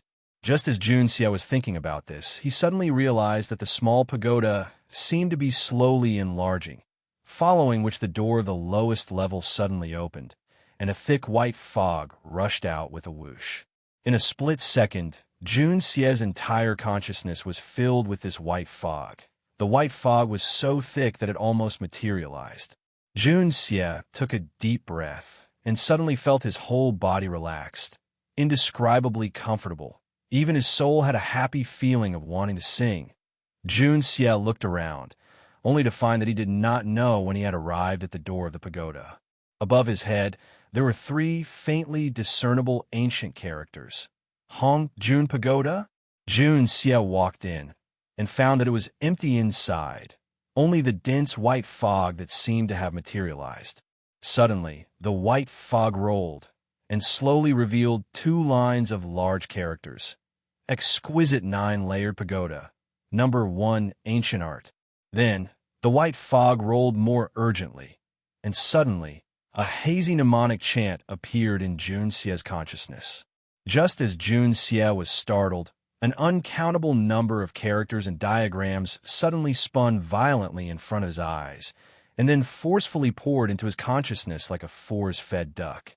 It was like a speeding train suddenly rushing into a small thatched cottage.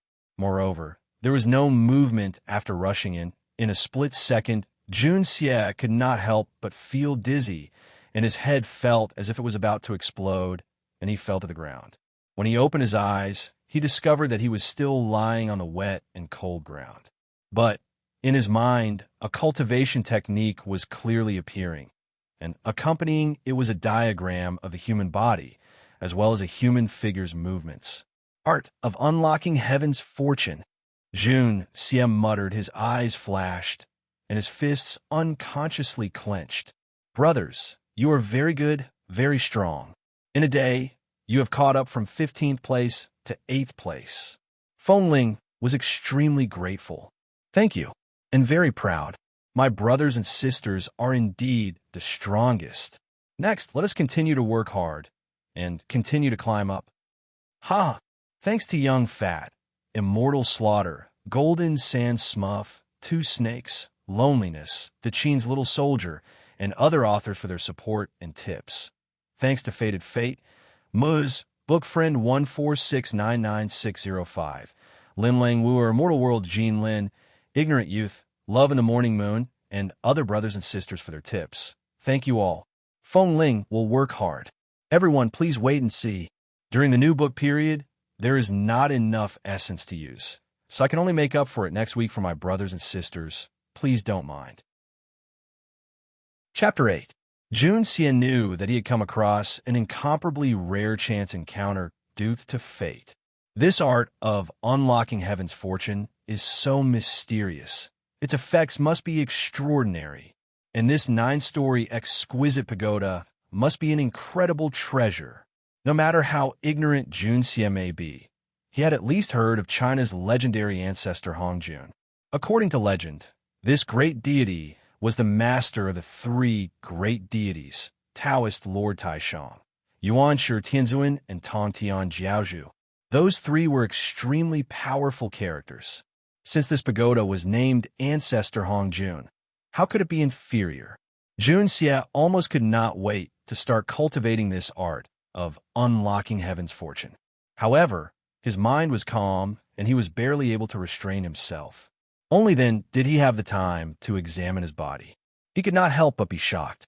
He saw that the surface of his skin was covered with a layer of black, sticky, and disgusting substance. It was also emitting a nauseating stench. There was actually a thick layer of it. A term that only existed in legends suddenly appeared in Jun Xie's mind. Meridian cleansing? Could it be that after experiencing this pain, I managed to expel all the impurities from my body? Jun Xie suddenly became wild with joy. If he had known that there would be such an effect, then he could have endured a little more pain just now. Admittedly, with Jun Xie's temperament, as long as he could improve his strength, suffering some pain was nothing. Even if the pain was unbearable, it did not matter.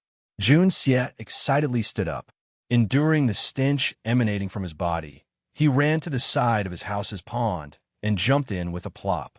Suddenly, several voices shouted at the same time. "Who is it?" Jun Xie snorted and said, "It's me. The young master wants to take a bath. No one is allowed to disturb me." "Oh, so it's the young master." In the study, Grandpa Jun frowned. What was that sound? The housekeeper, Old Peng, quickly went out and returned. He bowed and said, "It's the young master." He said he jumped into the moon-setting lake to take a bath. Take a bath? Jumping into Luoyue Lake to take a bath in the middle of the night? Grandpa Jun was so angry that his nose became crooked and his voice nearly went out of tune. He was so angry that he suddenly roared.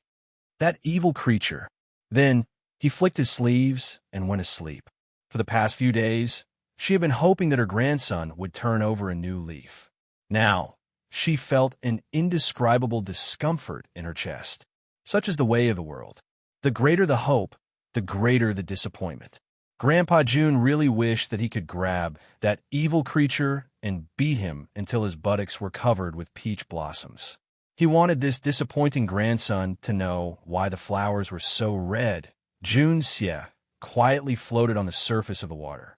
His whole body was lying flat on the surface of the water. He only relied on his hands and feet to gently move from time to time to prevent his body from sinking. After completely washing away the thick layer of filth on his body, Jun Xie felt as though he had just crawled out from a cesspool, feeling refreshed.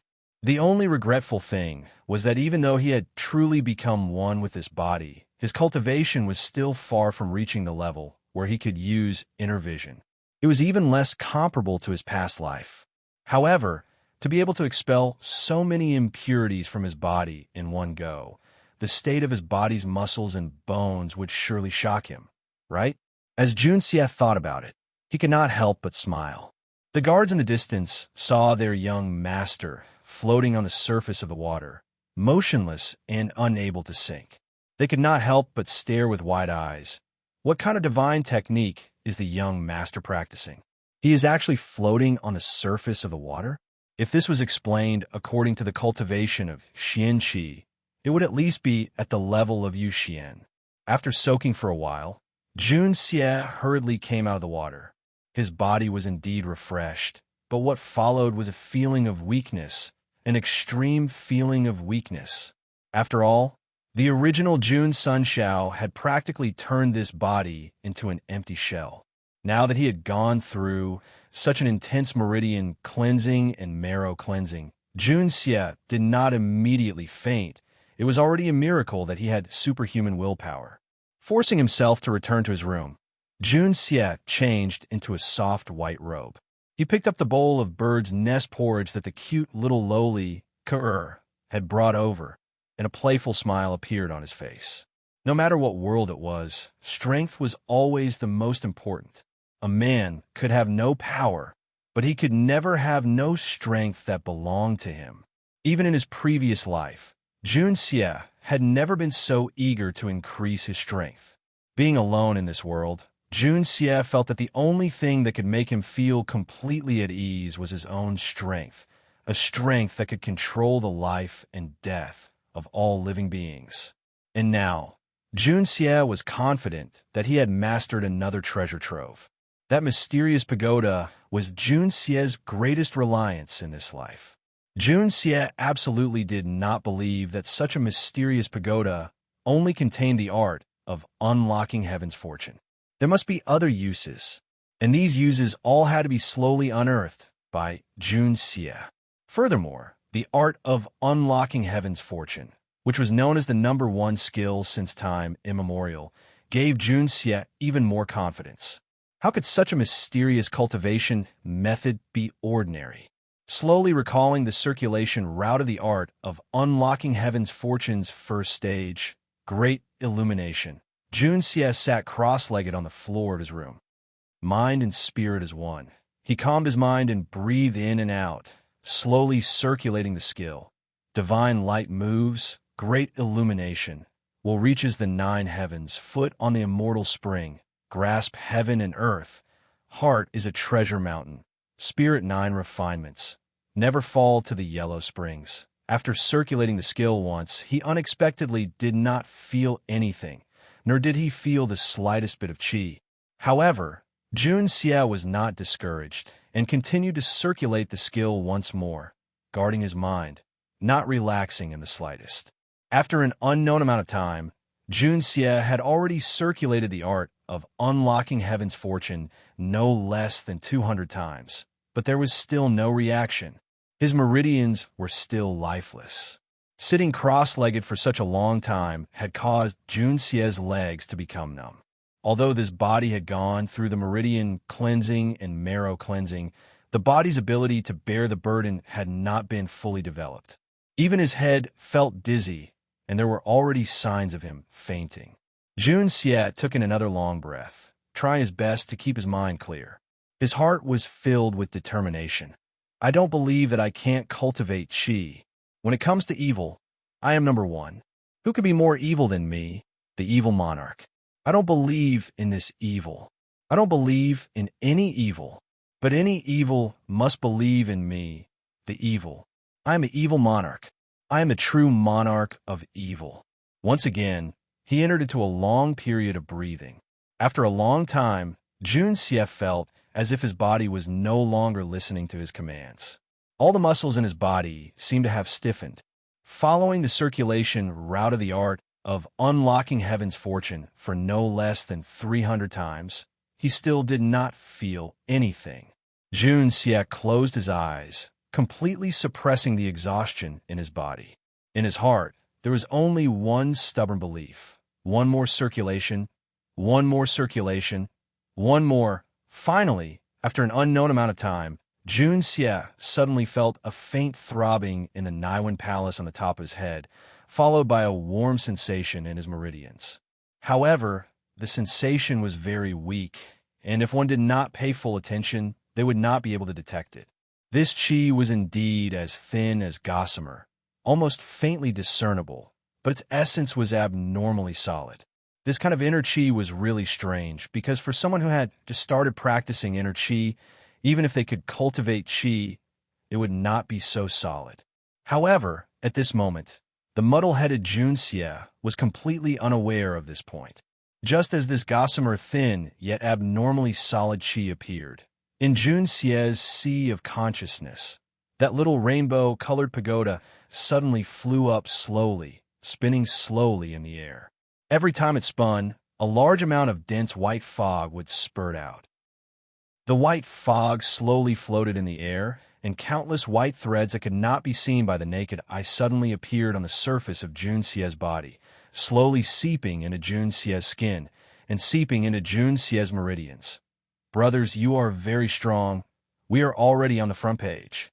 However, the competition for the new books rankings is still very cruel. So everyone should support us. Feng Ling, thank you. Thank you, brother Xianhuan fan, for your reward. Thank you, Giant 8 Calamity God, for your reward. And even more thank you, Giant 8 Calamity God, for making the cover of our evil monarch. Giant 8 Calamity God is a good person. I wonder how many sisters read his books. Everyone, please give him a good person card as thanks, haha. The cover is a picture of Ling Tian's character that I found in Ling Tian's bookstore by a brother called KL1 Well. Thank you, brother. Thank you very much. Chapter 9. At this moment, Jun Xie was still as muddle-headed as before, without any surprise or joy. He continued to circulate his energy, as if he had not noticed anything. Speaking of which, the art of unlocking heaven's fortune was indeed mysterious and unfathomable. It was the best cultivation technique since ancient times. However, the heavenly Tao had its basis. Cultivation itself was in defiance of the heavens, and it tested one's temperament the most. This cultivation technique was the most difficult to cultivate. Apart from requiring great perseverance and indomitable will, it also required great luck. Thus, since ancient times, even if there were people who had the opportunity to cultivate the art of unlocking heaven's fortune, there were very few who succeeded. Think about it. If it was an ordinary person with a weak mind, they would probably give up after hundreds of circulations. After all, this kind of dullness was not something an ordinary person could endure. Furthermore, if one's soul was slightly weaker, they would not be able to persevere. For a freak like Jun Xie, who could circulate hundreds of thousands of circulations in one breath, to those who had no experience in cultivation, it was simply unheard of. Even if someone had this kind of perseverance, they would still go berserk in the process because their divine sense was not strong enough. However, Jun Xie had met all the requirements to cultivate the art of unlocking heaven's fortune. Jun Xie was an extremely tenacious person. Once he set his mind on something, he would never change his mind. To put it nicely, this kind of character was stubborn. To put it bluntly, he was stubborn and would not turn back until he hit the wall. But Jun Xie was someone who would not turn back even if he hit the wall and broke through it. Now that he was cultivating the most difficult art of unlocking heaven's fortune, it was like a tortoise going out and meeting a turtle. It turned out that everyone was a family. Apart from his character, Jun Xie's own luck also played a large role. The Hongjun Pagoda was Jun Xie's greatest luck. Without the protection of a great opportunity, he would not have any hope of entering the art of unlocking heaven's fortune. In addition, Jun Xie was a soul that had transmigrated, so his divine sense was not weak. With the help of the Hongjun Pagoda, His divine sense was even stronger than June Moxie's. All these factors had allowed him to break through the first hurdle in one night. Not only was this achievement unprecedented, it would probably never be repeated. The Niwen Palace at the top of his head began to throb more and more violently. In the end, it began to throb rhythmically and became hotter and hotter. Jun Xie's fair face slowly turned red. He sat there until the wee hours of the morning, when the sky was just beginning to brighten. Jun Xie could clearly feel that the thread-like qi circulating in his body was becoming more and more lively, gradually forming a line. Just as the last link of this fine line was connected, Jun Xie suddenly felt a myriad of colors flashing before his eyes. It was as though all the flowers in the world had suddenly bloomed before his eyes. All of the 7 colored clouds surrounded him. At the same time, it was as though thunder was rumbling above his head. In an instant, lightning flashed and thunder roared, creating a rumbling sound. However, Jun Xie's eyes were still closed. In other words, all of this was happening in his mind. This was the first difficulty of the art of unlocking heaven's fortune. Calm the heart. Although Jun Xie clearly saw these strange scenes, he still firmly remembered that when he was cultivating, his eyes were always closed. In other words, he should not have been able to see it, but now he could see it. What did this mean? This meant that all of this was an illusion. Therefore, Jun Xie did not care at all. He guarded the little bit of clarity in his mind and continued to cultivate, not caring about anything. Boom! Like a bomb, it suddenly exploded in Jun Xie's mind. Jun Xie's body trembled, suddenly feeling as if he had lost his weight. His spirit floated, and with a wah sound, he spat out a mouthful of blood far away. Then he fainted. This mouthful of blood spat out on the snow-white bedsheet. It was a strange jet-black color, as if it was a solid substance. It did not flow and looked like a piece of black charcoal. Jun Xie's unconscious body slowly twitched, and droplets of jet-black liquid slowly seeped out of his skin, slowly soaking Jun Xie's soft white robe bit by bit, turning it black. This was the true meaning of meridian cleansing. The impurities that seeped out of his body previously were only the removal of most of the impurities from his skin and muscles. What was being removed now was the true impurities from within his bones. As for the jet-black blood that Jun Xie spat out, it was the impurities in his internal organs. It was also the most difficult impurities to be removed from the human body. Jun Xie's current condition, in the words of a cultivator, was the transcending mortality realm. In other words, from now on, he had broken away from the shackles of a mortal body and had officially stepped into the ranks of cultivators. It must be known that every cultivator who reached the transcending mortality realm had to go through a rather painful and long process. It could take a few months for the shortest to several years, or even decades for the longest. There were even some who would not be able to reach this realm in their entire lives. But Jun Xie had actually only achieved it for one night. This was truly a miracle among miracles. If word of this got out, no cultivator would be willing to believe it. Of course, this was not because of Jun Xie's special physique, nor was it because of Jun Xie's powerful mental strength. There was naturally another reason, and the most important reason was the white mist. It was the purest spiritual qi of heaven and earth to begin with. It was just that Jun Xie was not aware of it at this time. Although Jun Xie was a martial arts expert in his previous life, he had never come into contact with the realm of cultivators. In fact, to his knowledge, the so-called cultivation of immortals was simply nonsense. Therefore, even if he clearly knew of the changes in his body, he would only think that he had some great luck. When Jun Xie woke up again, he found himself in a large wooden tub. His entire body was surrounded by warm water, and there were 2 soft little hands diligently scrubbing his body. When he opened his eyes, he saw that the little handmaiden Ko-er's hair was also soaked in sweat, and her face was flushed red from the heat. She was holding a soft towel in her small hand, and she was panting as she washed her body. Her small lips were tightly pursed, and her face was filled with an expression of embarrassment. Her pair of pretty eyes deliberately looked above her head, and only when she needed to change a place to scrub would she lower her head to take a look, but then she would immediately move her eyes away. The little girl's shy expression is really too cute. With this thought, Junxie immediately returned to his senses, and only then did he realize that he was actually naked. He could not help but feel a little embarrassed, and dryly coughed twice, saying, "It's better if I do it myself." As he said that, he reached out to take the towel from Ku-er's hands. With a scream, Ku-er grabbed the towel and retreated far away. She trembled as she looked at Junxie, and her eyes were filled with panic. "Why, Master, why, you're awake?" Sighing helplessly, Junxie said, "If I'm not awake, could it be that you're talking to a ghost?" "Ghost? Ah!"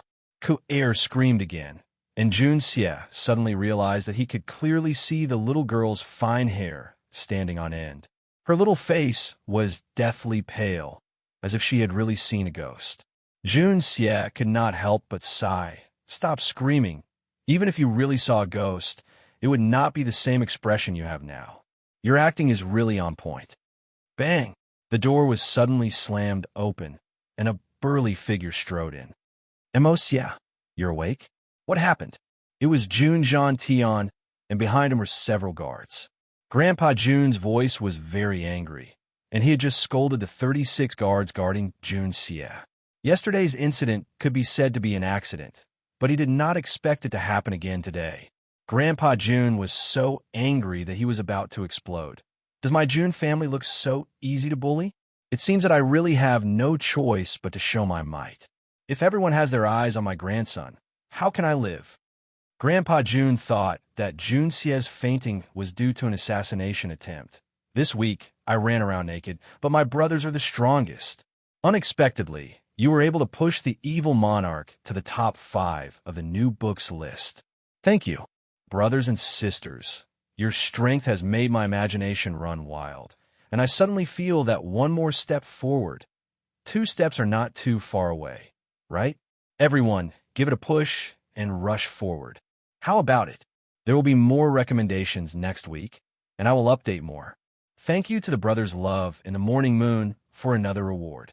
Thank you to the Brothers Dark Magician, Unstoppable Night and Night, 10 Sweets, I'm a Pure Person, The Fool, First Line Army, Book Friend 0804, 2723, 1658, 447, Dreamheart C for their rewards. Thank you, brothers and sisters. Brothers are mighty. Sisters are mighty. Chapter 10. Grandpa Jun naturally did not expect that tonight's abnormality was due to his grandson obtaining a great benefit. There was no assassination attempt. Instead, he blindly thought of other things. When he heard that Junxie had gone to Luoyu Lake to take a bath in the middle of the night, he angrily went to sleep. He did not expect to be woken up by a commotion just as he was sleeping soundly. When he asked, he found out that Junxie had encountered a problem. His anger immediately flared up. I'm fine. I'm fine. I'm really fine." Junxie subconsciously grabbed the towel and covered his crotch, his face full of embarrassment. He was completely naked in the water, but suddenly a dozen men had rushed in. Each of them looked down on him. Even though Junxie's skin was very thick and his state of mind was calm enough, he still could not bear it. "What are you covering? What is there to be ashamed of in front of Grandpa with that little thing of yours? I remember when you were a child, Grandpa would hold you with one hand and play with you with the other." Jun Jean Tian's words almost made Junxie faint. Behind him, the shoulders of the burly bodyguards were shaking, their hairy faces were red, and they were gasping for breath. Several of them stole glances at the area where the young master was covering. They winked at each other, their eyes filled with eagerness, seemingly eager to compete. Who did this? Jun Jean Tian's face sank like ice, and a murderous intent loomed. Huh? Junxie was a little confused, but he quickly understood. He lowered his head in shame. "I didn't see clearly, and I fell down. Useless." Grandpa Jun scolded angrily, his tone full of disappointment. He carefully looked at his grandson and determined that he was fine. He then lost interest in looking at his grandson's naked body. His grandson's small body did not have the qualities of a descendant of a military family. Even a girl's body was not so white. Humph. Really? He helplessly nodded. You rest well. He turned around and walked out, followed by a group of guards. Junxie heaved a sigh of relief and removed the towel covering his crotch. His forehead was covered in cold sweat. The next day, the old Duke Junzhan Tian lost his temper in the throne room of the emperor. He pointed at the noses of the imperial uncle, grand preceptor, and other relatives of the emperor. He was abnormally agitated, and he threatened that if anyone tried to assassinate his only grandson again, each family would have to pay with their lives. Once the old marshal, who had been silent for 10 years, flipped out, all the civil and military officials kept quiet out of fear. Even the current emperor comforted him softly. However, there were also those who did not know what was good for them. The first prince's father-in-law, the current imperial censor, Song Shi, was originally a newly promoted noble. He had borrowed the first prince's influence to climb to his current position. He did not know much about the old duke, and he was also confident that he had the first prince's backing. Thus, he contradicted Junzhan Tian and complained to his majesty. However, Junzhan Tian slapped his face like a pig's head and even knocked out 2 of his teeth. The first prince braced himself and came out to mediate, but was kicked in the stomach by the old duke, causing him to roll on the ground like a gourd. Immediately, no one dared to move. In the end, it was His Majesty the Emperor who mediated and personally guaranteed Jun Sunshao's personal safety. Junzhan Tian angrily flicked his sleeves and left. Before he left, he swept his gaze over all the supporters of the first prince, causing their legs to tremble like noodles. The old duke had not shown his might for 10 years. After 10 years of inactivity, the moment he showed his might, it caused all the civil and military officials to immediately piss their pants. He actually dared to fight in the throne room, even daring to make a move against the first prince. What else did he not dare to do? Only His Majesty the Emperor looked at Junzhan Tian's departing figure and sighed in his heart. Junzhan Tian's rage today may have been awe-inspiring, but His Majesty the Emperor already knew that the only surviving third young master of the Jun family had completely disappointed him. Thinking back to when Junzhan Tian had asked him to marry Princess Raimu, now that he thought about it, that was probably Junzhan Tian's last effort to preserve the Jun family's bloodline. But at that time, Junzhan Tian had heartlessly rejected him. If Jun Moxie had even the slightest bit of future prospects, Junzhan Tian would not have flown into such a rage in the throne room. The reason why he had lost control today was because old Master Jun could no longer see any future for the Jun family. Junzhan Tian and the Jun family had countless enemies within and outside the country. If he were to die, none of his enemies would let his descendants off. So old Master Jun did not mind being domineering to the end. Whoever dares to touch my Jun family or my grandson, I will deal with you first. In any case, my Jun family is already like this. Why should I endure humiliation? Could it be that the once illustrious Jun family, the protector of the Tianxiang Empire, will decline just like that? The emperor sighed, suddenly feeling extreme regret in his heart. Perhaps back then, I shouldn't have. Witnessing the strength of the old duke, the old subordinates of the military were all beaming with joy. All those who had been secretly plotting against the Jun family also gave up on their original plans. Even the first prince, who had lost face on the spot, did not have any more grievances. Speaking of grievances, he could only blame his father-in-law, who did not know what was good for him and brought disgrace upon himself. Didn't you see that this old thing was already half crazy? Of course, there were still many who felt indignant in their hearts. Could it be that you, old thing, can live forever? Wait until you die, then your Jun family will go extinct on that day. However, they could only think about it now. In the Tianxiang Empire, there was no one who would have the guts to openly oppose old Master Junzhan Tian while he was still alive. Only the imperial tutor and Prime Minister Li Shang had been watching from the sidelines, not saying a word. However, after old Master Jun left, he secretly furrowed his brows, and then a smile appeared on his face. It seemed that Jun Tian was still very protective of this disappointing grandson of his. Since that was the case, then Jun Moxie was Jun Tian's weakness? Such a weakness was too easy to grasp. When a person had such an obvious weakness, no matter how strong that person was or how strong their background was, there was no need to fear them. In a corner where no one was paying attention, Imperial Tutor Li and General Meng Rufei looked at each other, the corners of their mouths curling into mysterious smiles. Back to the Jun family, in Jun Xie's room. The door closed, and Kerr blushed as she turned to escape. Jun Xie quickly put on his clothes and came before Kerr. He smiled and said, "Open your eyes, it's fine now." Kerr slowly moved her hands a little and peeked out. She found that Jun Xie had indeed put on his clothes. Only then did she feel relieved and put her hands down. Her pretty face blushed and looked very cute. Jun Xie looked at the cute little girl and couldn't help but reach out and gently pat her on the head. Kua was shocked. When she looked up, she found that Jun Xie's eyes were warm, as if he was a big brother who had seen a little sister. She didn't know why, but her heart calmed down and she was no longer afraid. She thought, the current young master looks quite pleasing to the eye. Just as she thought this, she was shocked again. Why would I think that?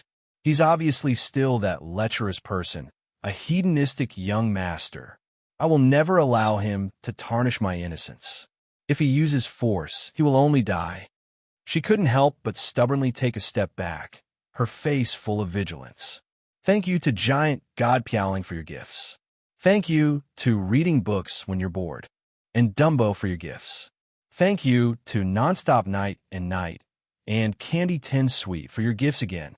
By the way, brother Nonstop Night and Night, your middle character seems to be a different character.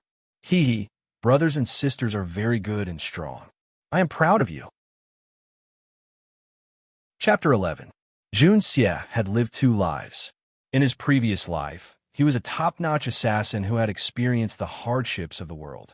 With just a glance, he could clearly see through the little girl's thoughts. He couldn't help but lament that the original owner of this body didn't even want to see his personal maid. He really was a failure. He sighed and said, "There's no need for you to serve me here. You can leave." Kuer bowed and thought, "As long as I don't come near you, you won't be able to do anything bad. Besides, you've been injured and your body is weak. You won't be able to catch me." Only then did she leave. Jun Xie walked to the window and took a deep breath. He allowed the flow of qi in his body to circulate and examine his body. As soon as he woke up, he found that he was very different from a few days ago. It was just that he didn't have the time to examine it. At this moment, when he examined it carefully, he was immediately shocked. His eyes could clearly see further. Within a radius of 3 zhang, he could even see the legs of an ant on the ground. In his eyes, the entire world seemed to have changed. The trees and grass were all lush and full of vitality. The sun had just risen. Jun Xie stared at the rising sun. For a long time, he didn't feel that it was dazzling. It was just a warm ball of fire. His ears could clearly hear the small insects crawling about in the grass within a few feet. He could even hear the sound of earthworms moving underground. He suddenly felt that this world was incomparably wonderful. He remembered that in his previous life, when his internal energy had greatly improved and entered the Xiantian realm, he only had this wonderful feeling at the moment of breakthrough. Moreover, it didn't have this transcendent state of being one with all things. Jun Xie couldn't help but be wild with joy. Could it be then just one night, I've once again entered the Xiantian realm? Isn't this too godly? Circulating the qi in his body, he couldn't help but feel a sense of loss. There was still a weak flow of qi in his body, but it was much more coherent. This kind of qi could only be used to cut vegetables, but it couldn't be used to fight. If he had really reached the Xiantian realm, he wouldn't be so weak. But thinking about it, if he hadn't reached the Xiantian realm, how could there be such an amazing effect? This must be the miraculous art of unlocking heaven's fortune. Thinking of this, he was slightly disappointed, but his spirit was even more excited. Jun Xie rolled up his sleeves and looked at them. Was this really a man's arm? His skin was white and tender. Even the arms of a young lady could not compare to his own skin. Jun Xie hurriedly walked in front of the bronze mirror and finally gave up. His face was still the same as before. However, it had clearly become much whiter and more tender. This type of face was the type that Jun Xie hated the most in his past life. A pretty boy, a super pretty boy. Furthermore, it was a pretty boy with an extremely frail body. This was like seeing a ghost. Jun Xie mumbled to himself and could not help but let out a laugh. Coming to this different world is already akin to seeing a ghost. What is so strange about some strange things happening here? But after last night's cultivation and meridian cleansing, he should have a rough idea of the art of unlocking heaven's fortune, right? Why was his body still so weak? Thinking about it, he once again inspected his body. This time, Jun Xie was truly shocked. It turned out that if one were to look at his body from the outside, it would appear that his body was extremely weak. In fact, the muscles and tissues within his body were extremely resilient, something that even his past self would not have been able to match up to. Additionally, the quality of his bones and meridians had already reached a very high level. His current body could be said to be blessed by the heavens. He believed that it would be the best carrier for his future advancement in martial arts. Moreover, with his current appearance, no one would be willing to believe that the owner of such a weak body was actually a peerless assassin. It was really an excellent natural disguise. With this thought in mind, Jun Xie naturally continued to practice, hoping to recover his original strength as soon as possible. The following month, something inconceivable happened in the Jun residence. The imperial court's famous debauchee, Jun Moxie, Da Xiao, actually did not go out to commit crimes for more than a month. He did not go to the brothel, he did not go for cockfighting, and he did not go for arson or murder. Even if he stayed at home, he was very well behaved. If he wasn't in his own courtyard, then he would go to the library. Surprisingly, he did not take liberties with any of the maids. Unexpectedly, he became very amiable towards all the servants. All of the above made everyone in the Jun residence feel that this was too unimaginable. Could it be that the sun rose from the west? Or perhaps the sun rose from the south or the north? In any case, it definitely did not rise from the east. Heavens, earth, you have finally opened your eyes. Jun's son Xiao finally showed some signs of turning over a new leaf. Looking at the changes in his grandson, Jun Zhantian's heart was greatly comforted. This kid, it seems like there are signs of turning over a new leaf. In this 1 month, Jun Xie finally managed to cultivate the first layer of the art of unlocking heaven's fortune. His cultivation had also stabilized a little, and his understanding of the so-called Xian continent had also deepened. Although he still could not be compared to some so-called historians, but compared to the original Jun Moxie, the current Jun Xie could be said to be at the level of an expert professor. It would not be an exaggeration to say that the difference was like the difference between heaven and earth. The only thing that displeased Jun Xie was the 7-colored 9-story Hong Jun pagoda within his mind.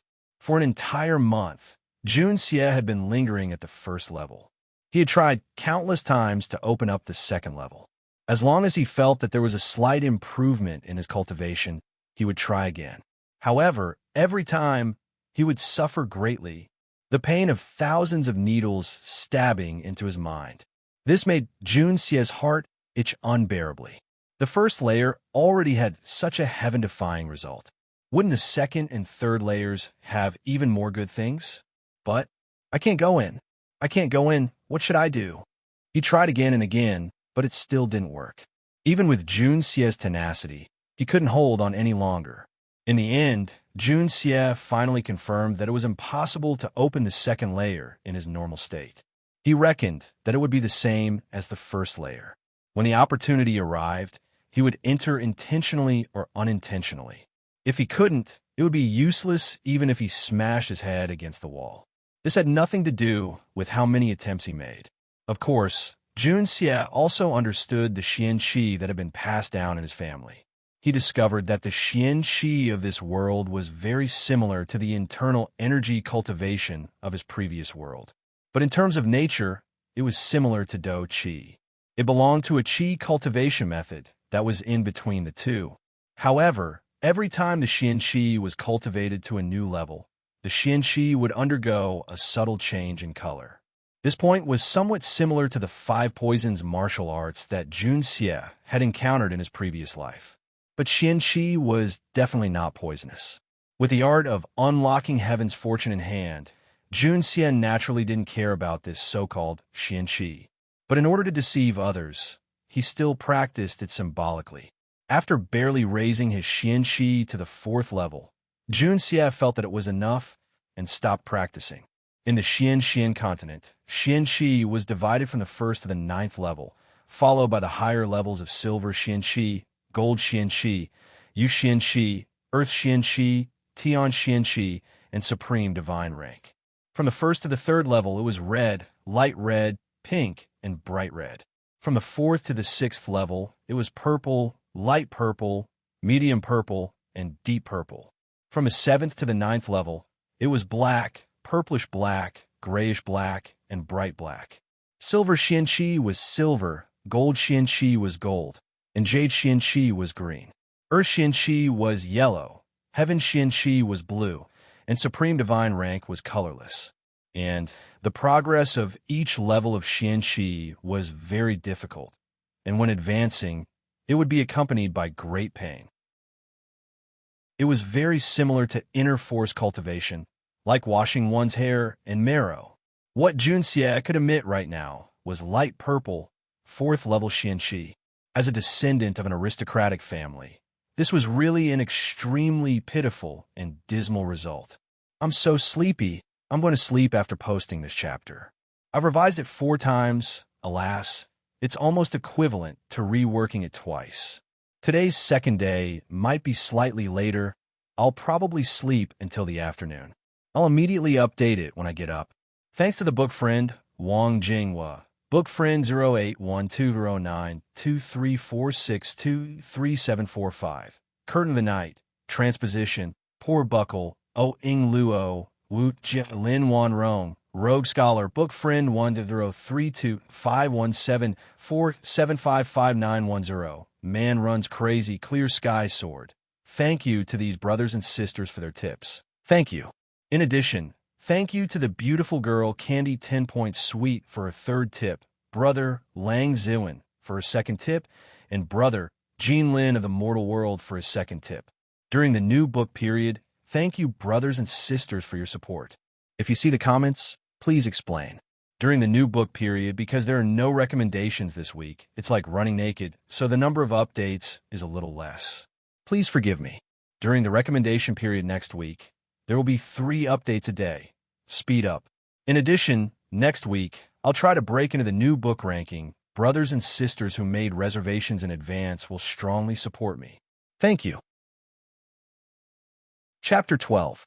The Xuanhuan fan said that the plot is progressing too slowly. Well, okay, from this chapter onwards, I will unveil a big whirlpool for everyone. As for the female lead, Hee-soon, on this day, Jun Xie was chatting with Kaer with nothing to do. During this period of time, Jun Xie's behavior and personality had changed greatly. The little girl was no longer as afraid of him as before. Although she still refused to get close to him, she no longer rejected him, especially the stories that Jun Xie told her. Every time this happened, the little girl would place her 2 small hands on her cheeks, her big eyes blinking as she quietly sat in front of Jun Xie, listening attentively to the story, afraid that she would miss out on a single sentence. She would be sad or happy, cry or laugh, or open her pretty eyes wide and nervous according to the experience of the characters in the story. Jun Xie told a story about a mermaid, which directly moved the little girl to tears like a river bursting its banks. She sobbed and cried for a whole day. From then on, Jun Xie swore to himself that he would never tell a tragic story to a woman again. Tears drown people. Young Master Tang is here. As Jun Xie was talking about Sun Wukong being imprisoned within the 8 trigrams furnace, the little lowly before him was propping up her fragrant cheeks, her eyes unblinking as she listened attentively. Her little hands were clasped together, showing that she was feeling extremely nervous about Sun Wukong's predicament. Suddenly, a guard rushed in to report. young Master Tang? Jun Xie raised his head in surprise and immediately searched through the memory of this person. Come in quickly. From afar, a meatball rolled over from the courtyard, shouting as it rolled. Its voice was very miserable. Third young master, Brother Mo, Xie, help. This is terrible. Jun Xie stared at the rolling meatball with his eyes and mouth wide open. It was really hard to imagine that a meatball could speak. It was not until the meatball came close that Jun Xie realized that it was a person. This person definitely did not have a neck. At least, with Jun Sunshao's eyesight, he could not see it. His shoulders were broad and thick, his arms short and thick. Below his round head, his body was streamlined. His legs were no longer than a foot long, but they were as thick as a person's arm. When he walked, the fat on his body rippled like the waves of the Yangtze River. In short, he looked like anything but a bamboo pole, but he did not look like a man. He had only walked a few steps from the entrance of the courtyard, but he was already panting and wiping his sweat. It was obvious that he was very tired. This man was the young master of the Tang family, which was as famous as the Jun family in the Tianxiang city, Tang Yuan. It was indeed very similar, just a few sizes bigger. Jun Xie thought, Master Tang Daxiao, what's wrong? How did things escalate to the point where he needed to save his life? Which blind guy provoked you? Jun Xie looked at Jun Moxie's best friend and asked while trying to hold back his laughter. Damn it, it's all because of those bastards from the Li family, the Meng family, and the Song family. Young Master Tang was very indignant. He tried his best to open his eyes, which were covered in fat, and said, These past few days in our 1,000 gold haul, your older brother did not come out for 10 days and lost a total of 150,000 taels of silver. Third young master, you have to save me. Otherwise, when I return, I will definitely be beaten to death by the old man. 150,000 taels of silver.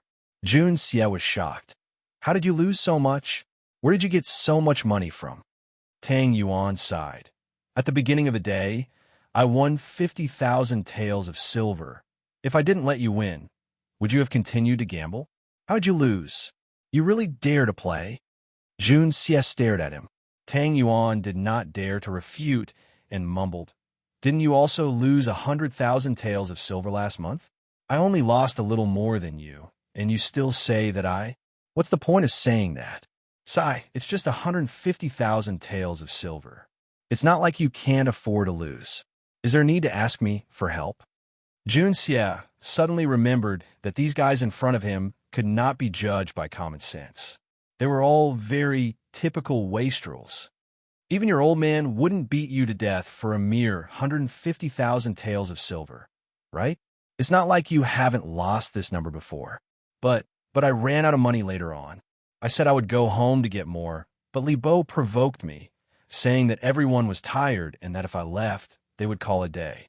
I made up my mind then. Tang Yuan looked at Jun Xie pitifully, his face full of regret. Then what? Jun Xie suddenly felt that something was wrong. Even if I lose, I don't lose in spirit. I panicked, so I bet my jade pendant and sword, betting 300,000 taels of silver. I thought that I would be able to win it back quickly, but I didn't expect. I still lost in the end. Tang Yuan looked like he was about to cry, wanting to say something. Even if you lose, you don't lose in spirit. I remember that your sword is the famous snow-blowing sword that your father bought at high price, right? That's a godly weapon that can cut through iron like mud. Plus your jade pendant made of top-grade warm jade. I remember that you spent 1,000,000 taels of silver to buy those two things, right? You only bet 300,000 taels of silver on those two things together. Even if it's a discount sale, you shouldn't sell it like that, right? Jun Xie was a little speechless. This guy was too good to squander it, right? I can't do anything, can I? I was in a deadlock. Besides, I don't know why, but when my mind was in a daze, Tang Yuan mumbled. Even if you lost those two things, you could have just used them as collateral and redeemed them later. Your father dotes on you so much, he would at most reprimand you a little. It's not like he would kill you, right? Anyway, your family has plenty of money. 1,800,000 taels of silver. Do you really think it's a big deal? Jun Xie snorted twice. Nonsense. Those two things are treasures. Don't tell me I don't want to win them back on the spot. Tang Yuan was a little indignant. It's not like you don't know about the old man's family discipline. You even saw me experience it once before. That was enough to peel off a layer of my skin. So, you continue to gamble? What did you bet on this time? You have a lot of valuable things, but you don't have anything that's worth 1,000,000 or 800,000 taels of silver. Jun Xie was an experienced person and was especially familiar with the psychology of gamblers. This fatty must have bet on something that he shouldn't have. Otherwise, he wouldn't be so anxious. That's right, I really didn't have anything valuable on me at that time.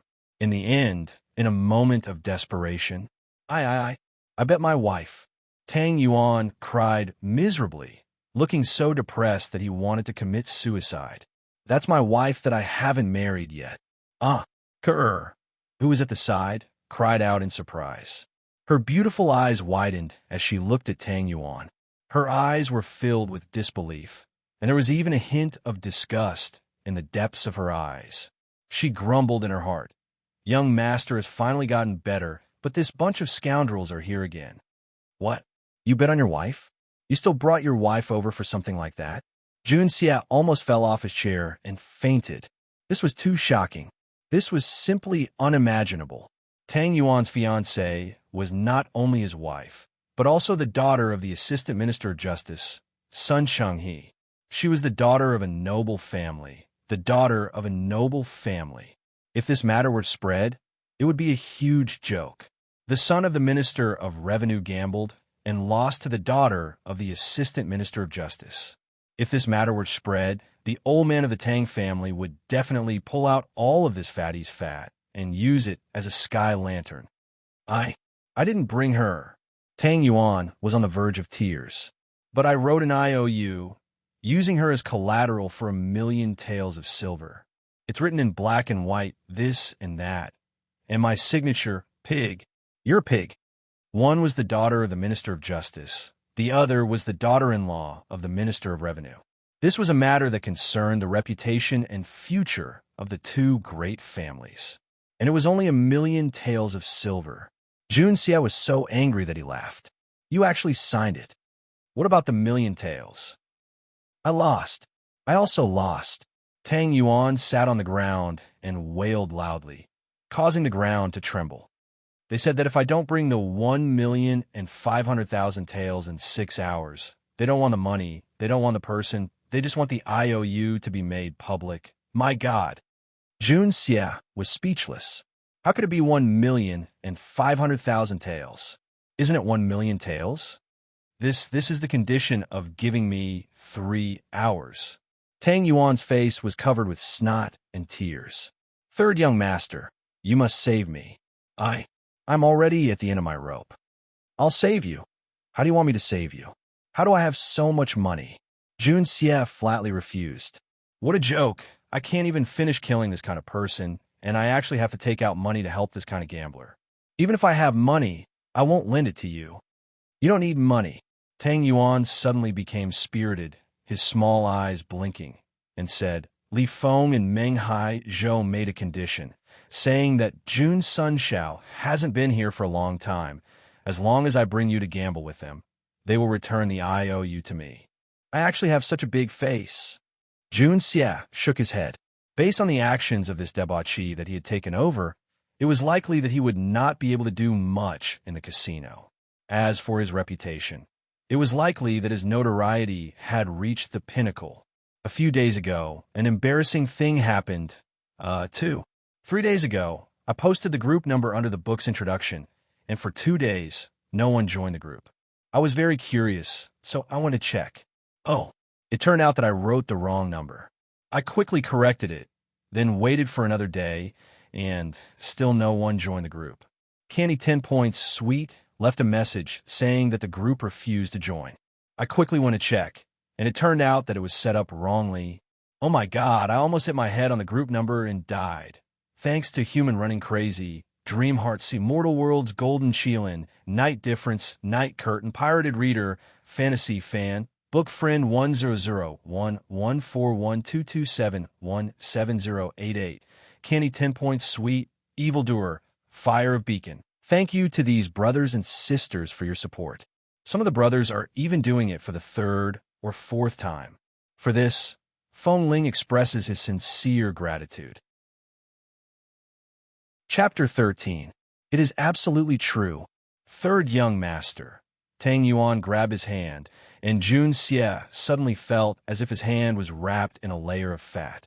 That is indeed what they said. They said that as long as third young master arrives, they will immediately hand over the IOU, and everything will be fine. Oh, they really said that?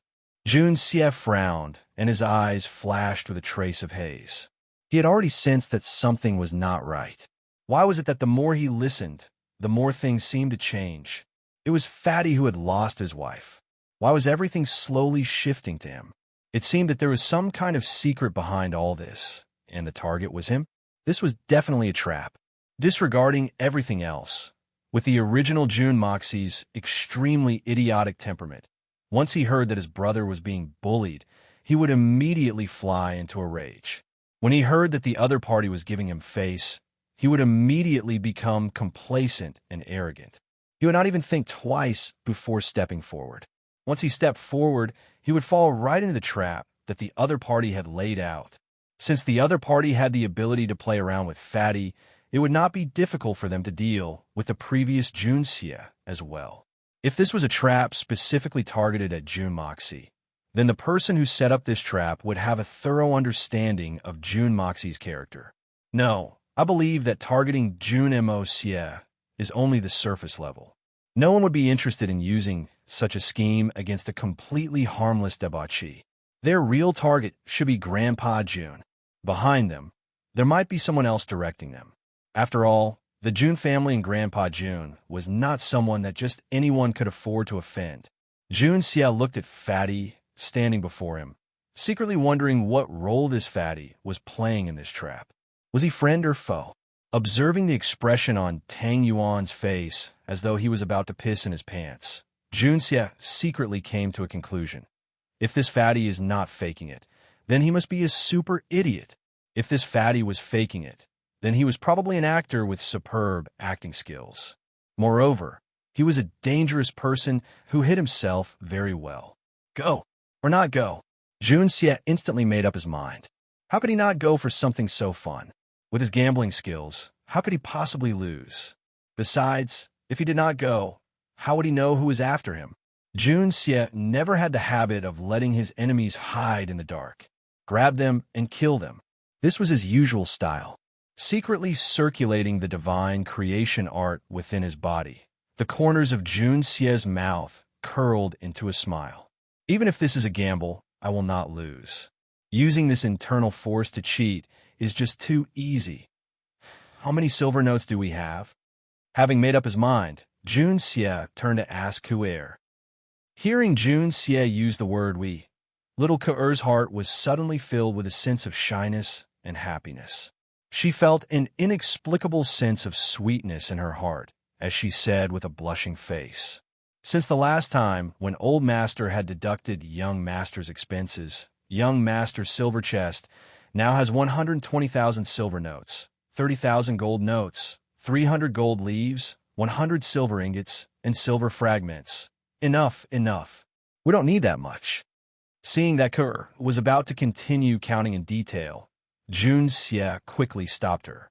Otherwise, this stubborn girl might end up counting how many copper coins were left. Take out 50,000 taels of silver notes and prepare another 10 or so taels of silver fragments. Jun Xie said, "How can this be enough?" Tang Yuan almost jumped up, his face full of pleading. "Brother, third young master, this is not even enough. Are you trying to force me to death? I'm begging you. Fatty, didn't you say just now that I'll be there to collect your IOU? We're going to gamble, not to give away money. Tang Daxiao, why bring so much? Isn't that a burden? Don't you believe in my unrivaled gambling skills?" Jun Xie said with a straight face. "Your unrivaled gambling skills?" A pair of slender eyes surprisingly widened. This was definitely a difficult action for the fat on Tang Yuan's face. The corner of Tang Yuan's mouth twitched. If it wasn't for the fear and frustration in his heart, he would have laughed out loud. He cursed in his heart. I don't think I've ever seen you win with that unrivaled gambling skills of yours. In terms of losing money, you're right to call yourself unrivaled in the world. Whatever, you just have to go. As long as I get that IOU back, I don't have to be afraid of anything. Damn it, how'd I get hot-headed and push my wife down?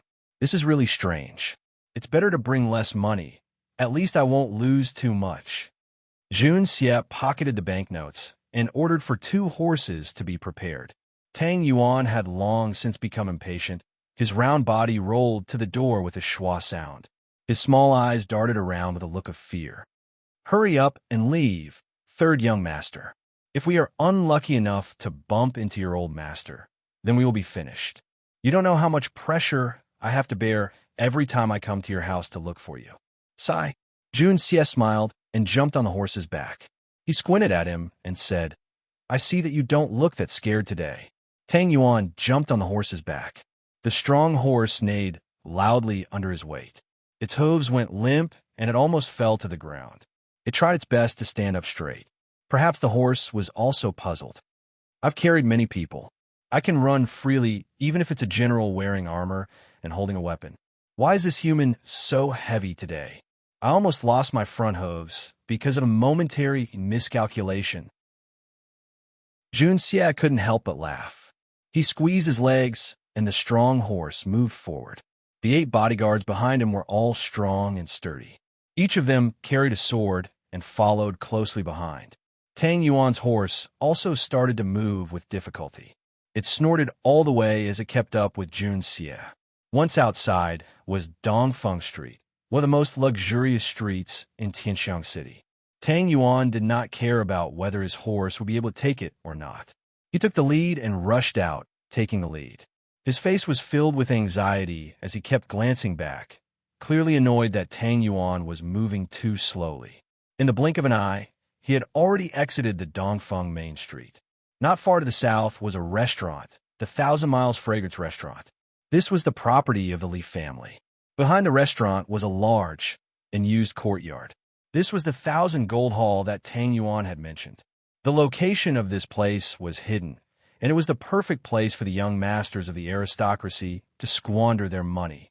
As long as they could think of something, they could gamble here.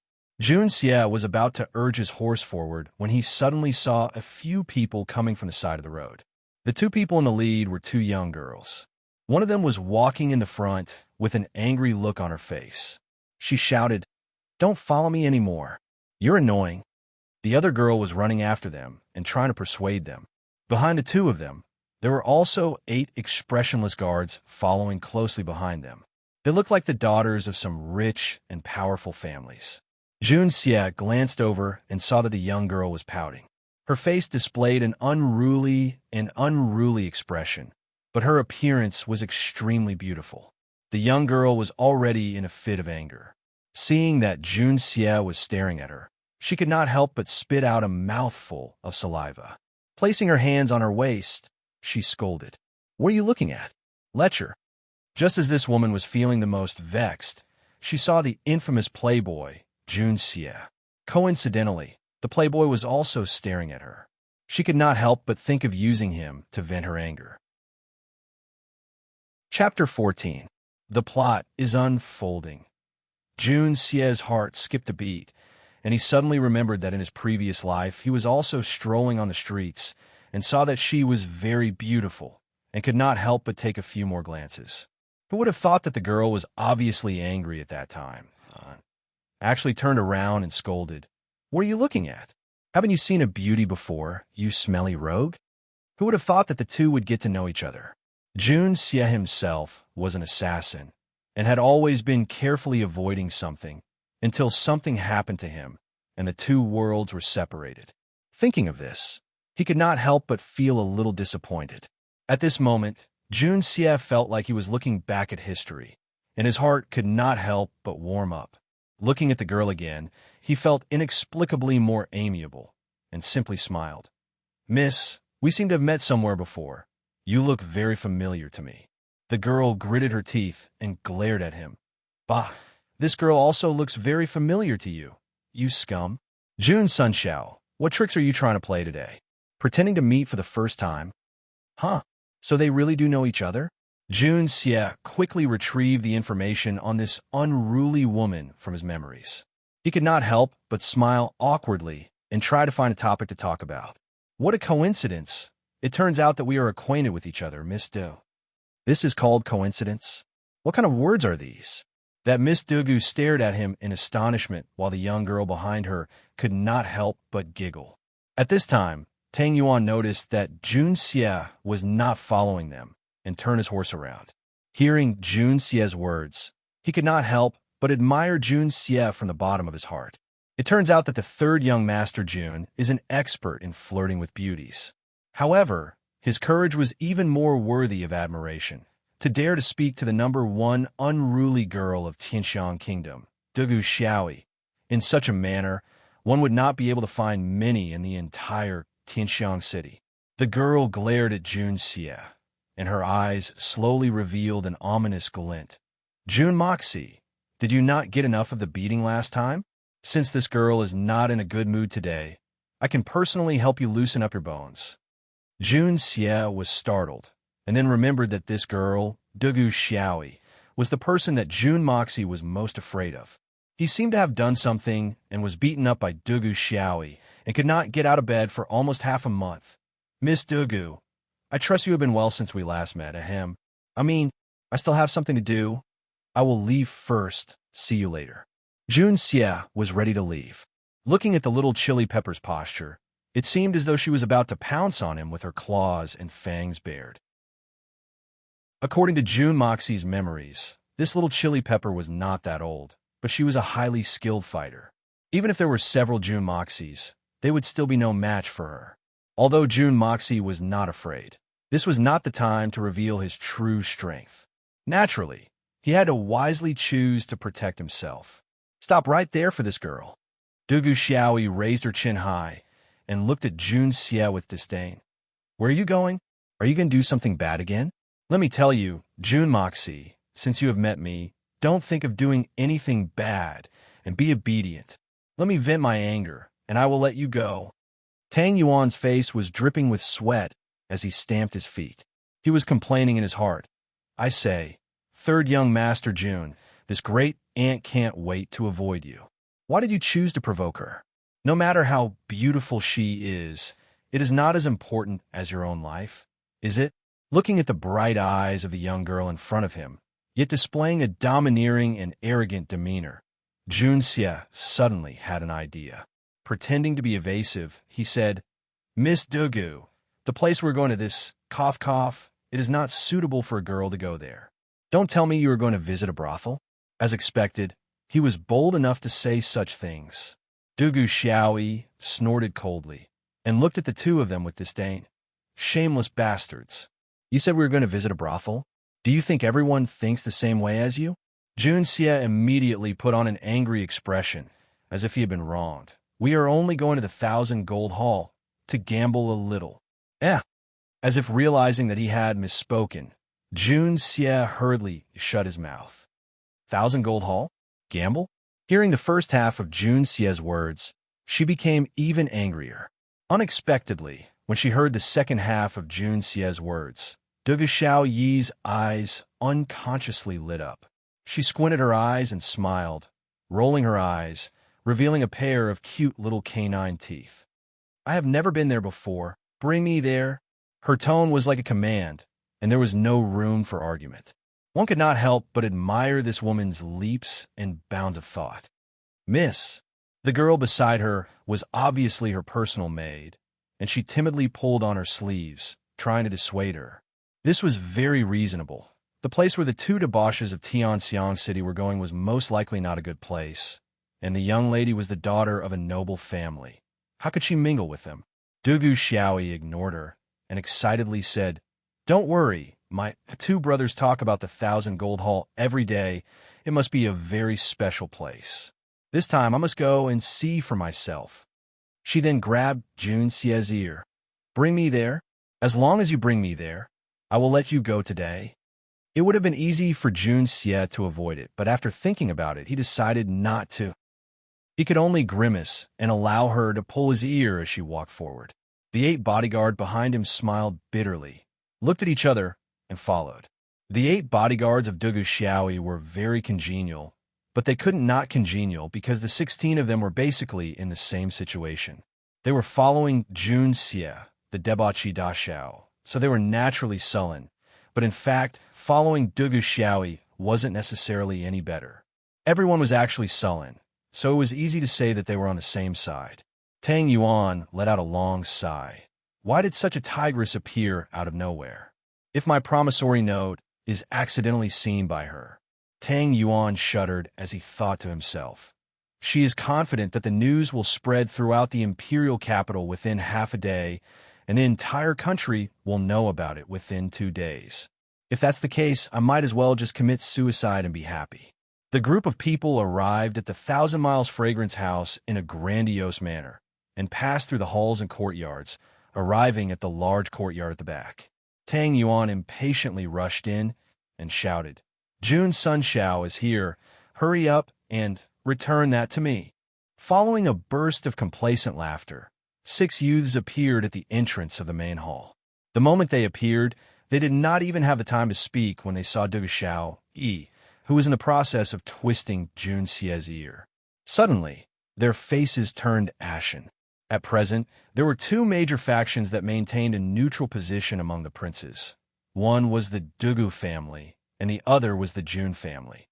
These 2 forces held a pivotal position in both the imperial court and the army. And this Miss Dugu Xiaoyi was the only pearl in the Dugu family's palm, and the Dugu family had a large number of males, with a total of 7 males, and only 1 little girl, and since she was rare, she was naturally treasured, and had been spoiled since childhood. Although this Miss Xiaoyi was not a girl, she was extremely talented, and at a young age, her Xian-Qi cultivation was quite high, and she also possessed a strong sense of justice. And it could be said that her reputation in Tianxiang City had spread far and wide, and was known as the bane of debauches. Today, including Jun Xie, all 8 Dashaos had suffered at her hands.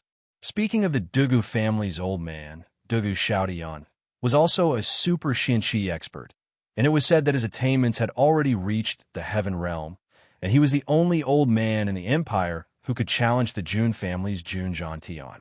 His position was also comparable, and he was also the Grand Duke of the empire. As for Dugu Xiaoyi's father, Dugu Wudi, and 3 of her uncles were now generals of the empire, and her 7 brothers all held positions in the military. It could be said that their power was overwhelming, and as of now, they were even more powerful than the Jun family. Thanks to Book Taster is Me, King, 88, Dark Extinguish, Bad Pen V, Tears, Broken Feather, Heavenly Traveler, Whispers in the Zen Forest, Dark Horse Prince No. 2, Dreamy Hearts C, Lin Wan Rong, Asterisk, The Fool, Book Friend 100325174755910. Thank you to these brothers for your support. Thank you to my brothers and sisters. Thanks to ZKZSF and Tang Yuan Y for their support. Thank you. This week's release of books for 6 days, 3,500 bookmarks, running naked to the 2nd place in the list of new books. Feng Ling was very satisfied with this result. I am very proud because I have so many brothers and sisters supporting me, and my brothers and sisters are so strong. I am proud. After a week of testing his sword and sharpening his knife, Feng Ling now felt a kind of fighting spirit. From 2 o'clock in the afternoon, I will recommend heavily, and from midnight tonight, I will officially fight for the new books list. There are too many gods in the same batch, but I am confident that with my brothers and sisters, we will be able to fight our way out. Charge all the way up. Here, I beseech my brothers, my sisters, all the recommendation votes after midnight. Throw them all over here. Whether the evil monarch will be a dragon or a worm, it all depends on my brothers and sisters. I believe that my brothers and sisters will not let me down. Chapter 15. The Dugu family, from the old to the young, had a bad habit. They were extremely protective of their own people. This was especially true for Dugu Xiaoyi's father, Dugu Wudi. He was extremely protective of his own people to the point of being unreasonable. He could even be called the empire's #1 troublemaker.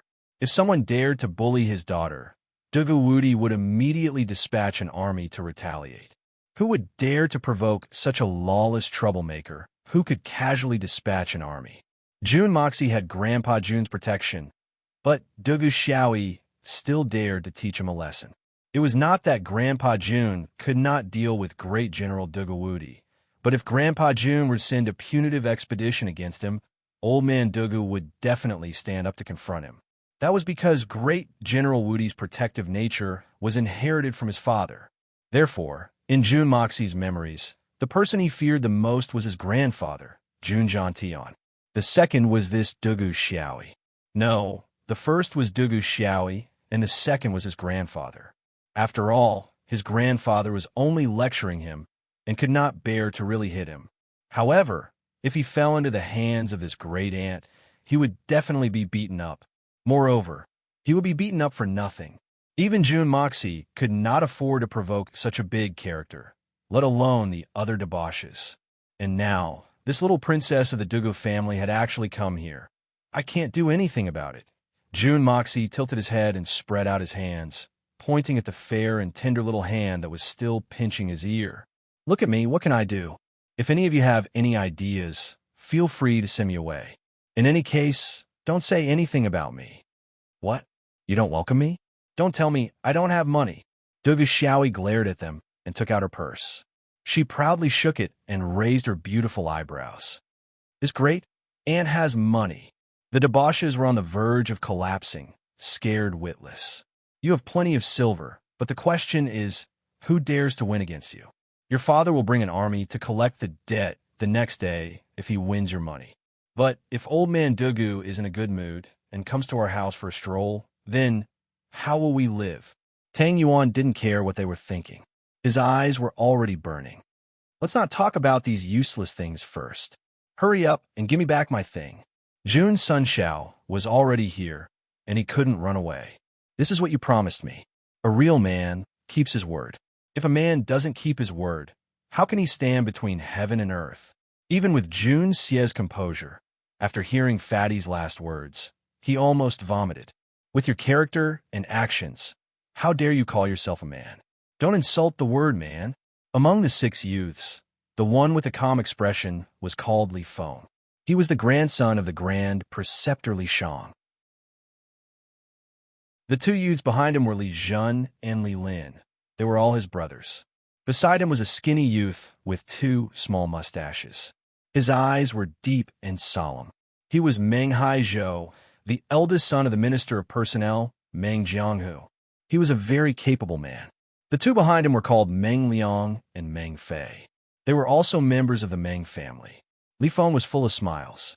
Miss Dugu has graced us with her presence. Quick, please come in. He turned to the side. Serve Miss Dugu well. If she isn't satisfied, I'll skin you alive. Then he turned his head and smiled. He gave Meng Haizhou a meaningful look and said, since 3rd young Master Jun is here, then this joke should end. Look at how anxious young Master Tang is. He's even sweating. A real man lives between heaven and earth. How can he go back on his word? Let's return that thing to him first. Meng Haizhou nodded and said to Tang Yuan, I can give you the thing, but the 1,500,000 taels of silver must not be less. Tang Yuan only wanted to get back the IOU. As for the 1,500,000 taels of silver, although it was not a small amount, he didn't care about it. He agreed immediately. Jun Xie watched coldly from the side. He only sneered in his heart. Tang Yuan was afraid of this matter. But these 2 might not be completely without scruples. Even if Tang Yuan hadn't invited him over, they wouldn't have dared to rashly publicize Tang Yuan's promissory note. This was because doing so would definitely cause the Tang and Sun families to retaliate with all their might. Furthermore, these 2 families would become mortal enemies, and in the end, they would only be destroyed indiscriminately. So this matter might seem big, but as long as they thought it through, it wasn't a big deal. Their target was still him. However, after Tang Yuan got back the IOU, he didn't have to worry about this. Rumors were bound to spread and attack the Tang family. This was something that could be foreseen. What could make Tang Dashao so anxious? Let me see. It'll be an eye-opener. Dugu Xiaoyi obviously didn't want to be left out. She was very curious. Seeing that Tang Yuan had a relieved look on his face when he got the IOU, she suddenly became very curious. She stretched out her fair and tender hand. Tang Yuan's face turned bitter. He threw the IOU into his mouth at lightning speed. He chewed twice, stretched out his neck, and swallowed it. He smacked his lips with an innocent look on his face. It was difficult for his fat neck to stretch like a giraffe in an instant. Stupid, fatty, you dare play with me? How dare you? Dugu Xiaoyi suddenly became furious.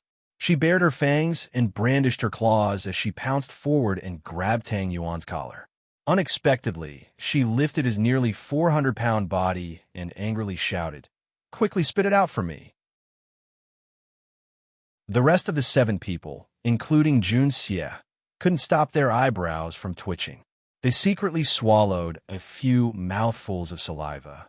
Their mouths were crooked, their eyes were slanted, their lips were green, and their faces were pale. Cough, Miss Dugu, the IOU is actually not that big of a deal. Jun Sunshao has been grounded by Grandpa Jun, and everyone misses him. Just now, I made a bet with Fatty Tang. If Jun Sunshao doesn't come, then I will eat the IOU. If Jun Sunshao comes, then Fatty Tang will eat it. Yes, it's that simple. Fatty Tang is indeed a man. He doesn't regret his words. Ha ha. Meng Haizhou laughed dryly and quickly came out to smooth things over. This person could be considered to have some talent. With just a few words, he was able to smooth things over seamlessly. If Fatty Tang were to really spit out the IOU and Dugu Xiaoyi saw the contents, then this matter would really become a big deal. Jun Xie raised his eyebrows and secretly glanced at Meng Haizhou. This person was able to come up with such a flawless reason in such a short period of time. Moreover, he was able to say it without any change in expression. Moreover, it was reasonable and well-founded. He was indeed not a simple person. Truth be told, in that moment, Jun Xie had almost planned to secretly make Fatty spit out the IOU and make use of Dugu Xiaoyi to stir up this storm. However, although Fatty Tang was unworthy, he was still Jun Moxie's good friend. Besides, if he wanted to deal with these debauches, Jun Xie was confident that he could make them suffer in a few moves. In the end, he reluctantly gave up on this idea, but just in case, I still have to. Cough, cough, cough. Dugu Xiaoyi looked at the crowd doubtfully. The debauches immediately nodded their heads like chickens pecking at rice. That's right. There's no mistake. Only then did they put Tang Yuan down. Tang Yuan's face was almost purple from being strangled by her. He retched a few times, afraid that he would spit out the IOU. Finally, he managed to hold it in. Everyone, please come in. Li Feng was the owner of this house, so he acted respectfully. Jun Xie smiled and put on an arrogant and despotic demeanor as he strode in. With a pa sound, he sat down on an armchair and crossed his legs, swinging them back and forth. Looking at his current appearance, it was truly the standard posture of a hooligan, a typical debauchee. Dugu Xiaoyi frowned. She was instantly annoyed and almost wanted to kick him again. Didn't you miss me? Coincidentally, I also miss your money. Jun Xie smiled evilly. How do you want to play? Let's draw the line. A new week has begun. Our evil prince will also unfold his plot this week. The new books list has also been refreshed, so rush the list. Seeking recommendation votes. My powerful brothers and sisters, let us fight for the new books ranking in a splendid manner. Let everyone see how powerful the brothers and sisters of the evil monarch are. Recommended time period, midnight, 12, noon, and 18 p.m. respectively. Thank you to all my brothers and sisters for your support and rewards. Thank you. Chapter 16. Third young master is indeed straightforward. Meng Haizhou gave a thumbs up and praised, as expected of the Jun family's third young master. Truly heroic, just like Grandpa Jun's style back in the day. These words sounded like a compliment, but were actually derogatory. However, the original Junimo Xie might not have been able to hear it.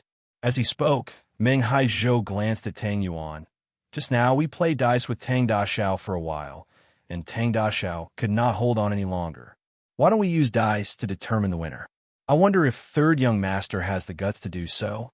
Tang Yuan's face turned red, and he snorted a few times, but did not speak. Dice, Jun Xie repeated. Gambling on this? Do you think this young master is afraid of you? He sighed in his heart. Another goading. If it was the original Jun Moxie, it would be strange if he did not get led by the nose. Count me in as well, Dugu Xiaoi said excitedly. Meng Haizhou suddenly felt a headache coming on. Servants, why aren't you serving tea to our honored guests? Li Feng hurriedly said. Several cups of tea were served, placed in front of everyone. Tang Yuan picked up the cup and drank it in one gulp. Wiping his mouth, he said, Third young master, I'm counting on you. You have to help me vent my anger. Jun Xie let out an insolent laugh as he raised his teacup. His eyes, however, quickly scanned the faces of everyone present. At this moment, Jun Xie was able to sense the happiness of Li Feng and Meng Haizhou. He could not help but feel puzzled. He lowered his head to look at the tea, bringing it to his mouth and sniffing it. Can this kind of inferior tea be used to entertain guests? This is simply too low grade. He then slammed the cup down heavily on the table. With just a sniff, Jun Xie was able to discern that the tea contained a strong scent of hallucinogenic grass. This strange scent was somewhat similar to the scent of opium poppies. It was likely that the effects were similar as well. Drinking it may not cause any harm to the body, but it would likely affect one's mind. Meng Haizhou's clothes were brightly colored, but the patterns on them were somewhat messy, giving off a strange feeling. Additionally, there was also a scent on his body. When combined with the scent of the hallucinogenic grass, it caused one's heart to waver. It seemed that this tea, this clothes, this fragrance, all had problems. Moreover, they were all connected to one another. It seemed that there was an extremely powerful pharmacist behind these people. No wonder Tang Yuan even bet his wife to lose, so that's why. Looking at the tea in Dugu Xiaoi's hand, it was crystal clear, and there was nothing strange about it. Obviously, there was no poison in it. After all, they did not dare to offend the Dugu family. Hurry up and give third young master another cup of tea. Li Feng shouted without batting an eyelid. Seeing that Jun Xie did not drink it, he immediately thought of another plan. Forget it. There's no need to go through so much trouble. We're here to gamble, not to drink tea. If we really wanted to drink tea, we wouldn't have come here. Jun Xie said lazily. I'll take this cup. No need to change. He raised his head and drank it in one gulp. Come on, hurry up and start. I can't wait. Li Feng, Meng Haizhou, and the others were all delighted and said, We'll do as third young master says. Saying so, they ordered the servants to lead the way. They entered in a line and came to an empty hall. Apart from a large stone table and dozens of chairs, there was nothing else. Along the way, they did not see anyone else. It seemed that in order to deal with Jun Moxie, this place was closed for the day. As they were walking on the road, Jun Xie suddenly raised his head and sneezed. The sneeze sprayed onto Tang Yuan's body, causing his snot and saliva to drip onto his robes. Tang Yuan let out a strange cry and hurriedly wiped it off. Jun Xie rubbed his nose and spat out a mouthful of saliva. He muttered to himself, Strange, why do I feel dizzy and want to sneeze? Li Feng and Meng Haizhou looked at each other, their faces full of joy. The drug has begun to take effect. Wah! In the Grand Preceptor's mansion, Grand Preceptor Li Shang was leaning on a soft couch with his eyes half closed, leisurely listening to the melodious singing of the songstress in front of the curtains. He smiled and asked, This time, why did they hand over this matter to Li Feng and Li Zhan? If they really mess it up, wouldn't we have missed a great opportunity? That Jun family's little devil is nothing to be afraid of, but the old devil Jun behind him is extremely difficult to provoke. If he finds out, although we are not afraid, it will still be troublesome. His words seemed to contain a sense of blame, but his tone was very relaxed. Although it was a question, his expression showed that he was very confident and at ease with the person in front of him. In front of him was a handsome young man dressed in a white robe. He had red lips, white teeth, delicate eyebrows, and a tall stature. He was an elegant and handsome man. His body was like a mountain, and his every movement was calm and unruffled, revealing an elegant and noble demeanor. Hearing this, he smiled lightly and said in a flat tone, "Grandpa, you've always been so careful. This grandson admires you. But that jeune monsieur is just a downright debauchee. If we send out a heavy weight to deal with such a person, then we're overestimating him. Even if this plan fails, with his character, we'll certainly have more opportunities, so there's really no need to pay too much attention to him. Moreover, if a higher-level person were to mix with this kind of lowly debauchee, it would be more likely to expose our tracks and ruin the big plan." Although June Moxie is a debauchee, he also thinks highly of himself. If we send out a noble and resourceful person to deal with June Moxie, it will only backfire. His long eyebrows twitched, and the corners of his mouth revealed a trace of ridicule. Li Feng and Li Jun may be unfilial, but they can actually get along with June Moxie. This is the saying, everyone has their own use. Using debauches to deal with debauches, especially brainless debauches like June Moxie. With these two as the main leaders, we will receive unexpected miraculous results. I'm afraid that June Monsieur won't buy it if we use our core strength to deal with someone like June Monsieur. Moreover, he chuckled softly. He didn't say the rest of his words, but everyone understood what he meant. Why use a butcher's knife to kill a chicken? Experts have to deal with experts. Good steel must be used on the blade's edge. Asking a peerless expert to deal with a defenseless commoner, not only will they not feel that the task is easy, but they will also feel humiliated. If spring snow were to be played in front of a butcher, not only would the player feel aggrieved, even the butcher would feel as if he was sitting on pins and needles, or perhaps even drowsy. That's true. Li Shang looked at his eldest grandson, Li Yuran, with praise and gave affirmation to his words. The more he looked at this grandson, the more satisfied he was. Zhang Sun Yuran was the leading figure of the younger generation in his family. Whether it was his gestures, speech, or expression, he displayed the demeanor of a leader and was truly impeccable. Regardless of whether it was his wit or his schemes, he was the best of the best. Even his cultivation of Xian Qi belonged to the geniuses among geniuses, and he had already entered the realm of a gold Xian expert at the age of 25. This kind of speed, even in the entire Tianxiang kingdom, was absolutely unique. And the most commendable thing was that Li Yuran's temperament was very calm, neither arrogant nor rash, and he was also very low-key. He was extremely good at scheming in the dark and setting up everything. At such a young age, he already had the embryonic form of a strategist and could decide the outcome of a battle from 1,000 miles away. Even Li Shang himself at that age was far inferior to him. It could be imagined that if the Li family wanted to soar, the hope of the next generation would be on Li Yuran's shoulders. Having such a grandson, Li Shang was truly worthy of pride. Li Yuran's greatest strength was that he would never look down on anyone. He would only judge the matter as it stood and judge people as they were. Even when he was commenting on June Moxie's despicable character, Li Yuran's tone was indifferent, without the slightest bit of contempt or disdain. It was just a simple comment. Such a character, no matter where he was placed, would be the best of the best, and the best of the best. Although this plan is considered thorough, we still need to take precautions. If we can succeed in one go, that would be for the best. Although he felt that it was impossible for June Moxie to escape from this plot, this plan was personally planned by Li Yuran, and it was done through Tang Yuan. With June Moxie's idiotic temperament, it would be strange if he could escape. As long as June Moxie fell into the trap, Li Yuran would naturally have further plans, and he would never be able to escape. At that time, even if June Zhan Tian's faction did not turn over, it would inevitably fall apart because of this disappointing grandson, and he would no longer be able to pose any threat. What if? Li Yuran frowned and instantly calculated all the plans in her mind.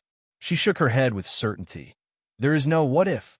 Moreover, Meng Haizhou is watching from the side.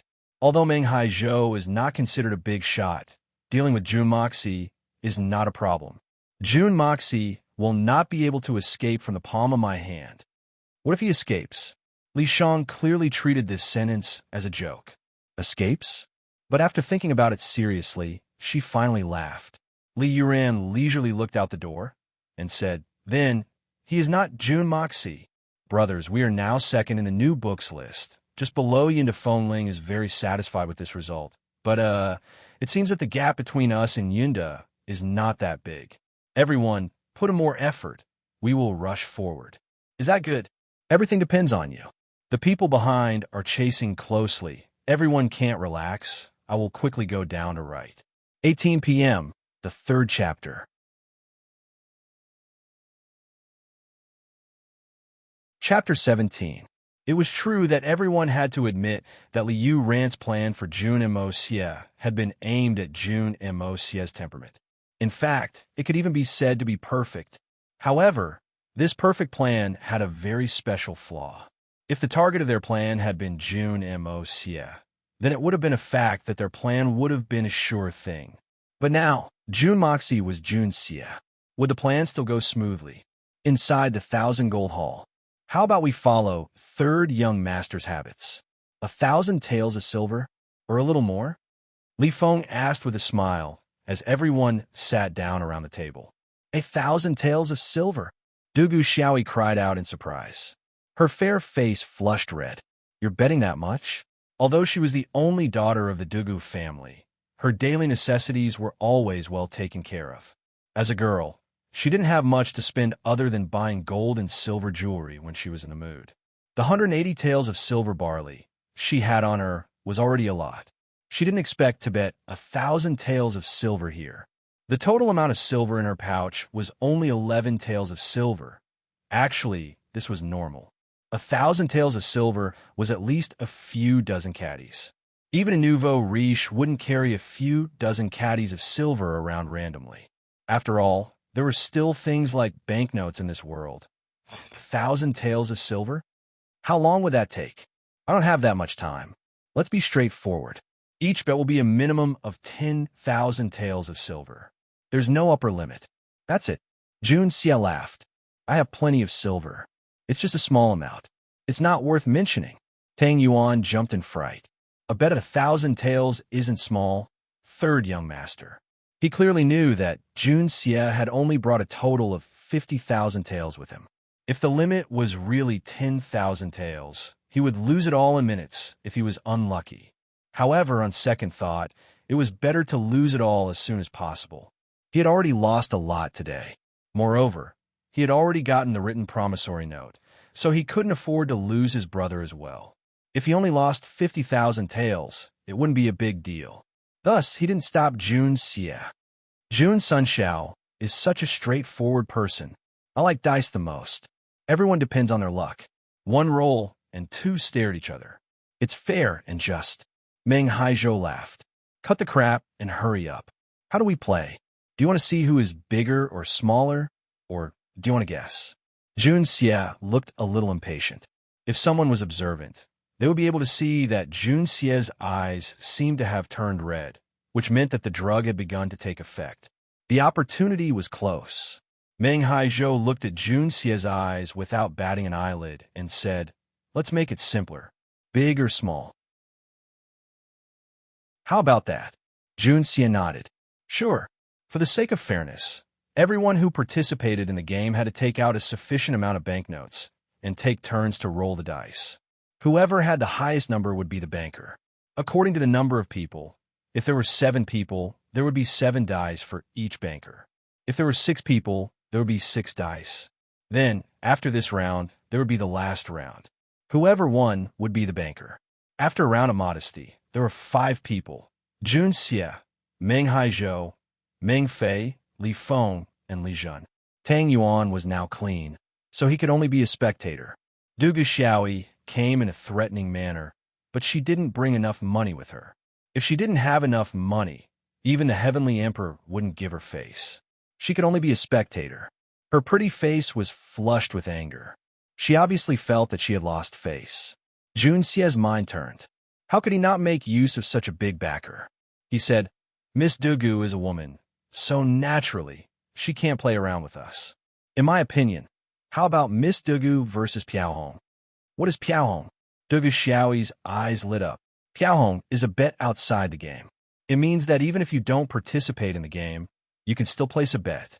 For example, if you bet 5 taels of silver on me to win, and if I lose, I'll be a burden to Mississippi, then you won't be able to get your 5 taels of silver back.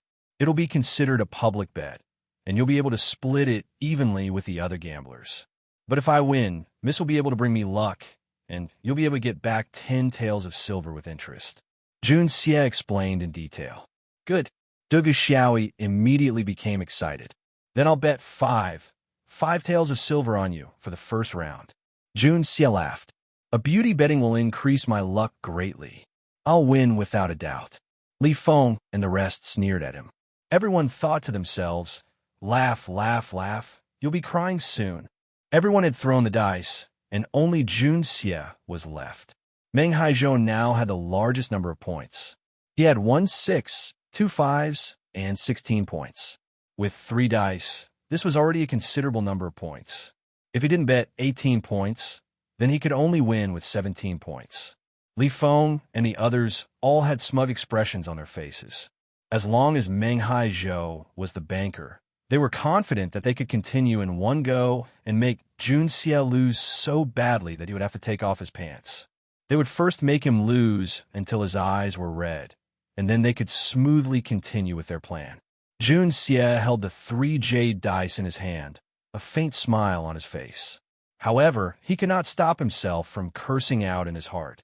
Doing something to the tea was one thing, but to think that they would actually do something to the dice as well. It was obvious that something else had been poured in, and the weight was exceptionally difficult to grasp. It was definitely not lead, because if it was lead, it would be slightly heavier. But now it was clearly very even. Only a liquid substance like mercury could make it so mysterious and unpredictable. Only someone who was familiar with the mysteries of it would be able to throw an ideal number. If it was an ordinary person, even if they found out that it was a trick, they would not be able to do anything about it. As for himself, Jun Xie blew on it, and with a twist of his wrist, the 3 dice fell into the dice cup, making a pleasant sound as they collided.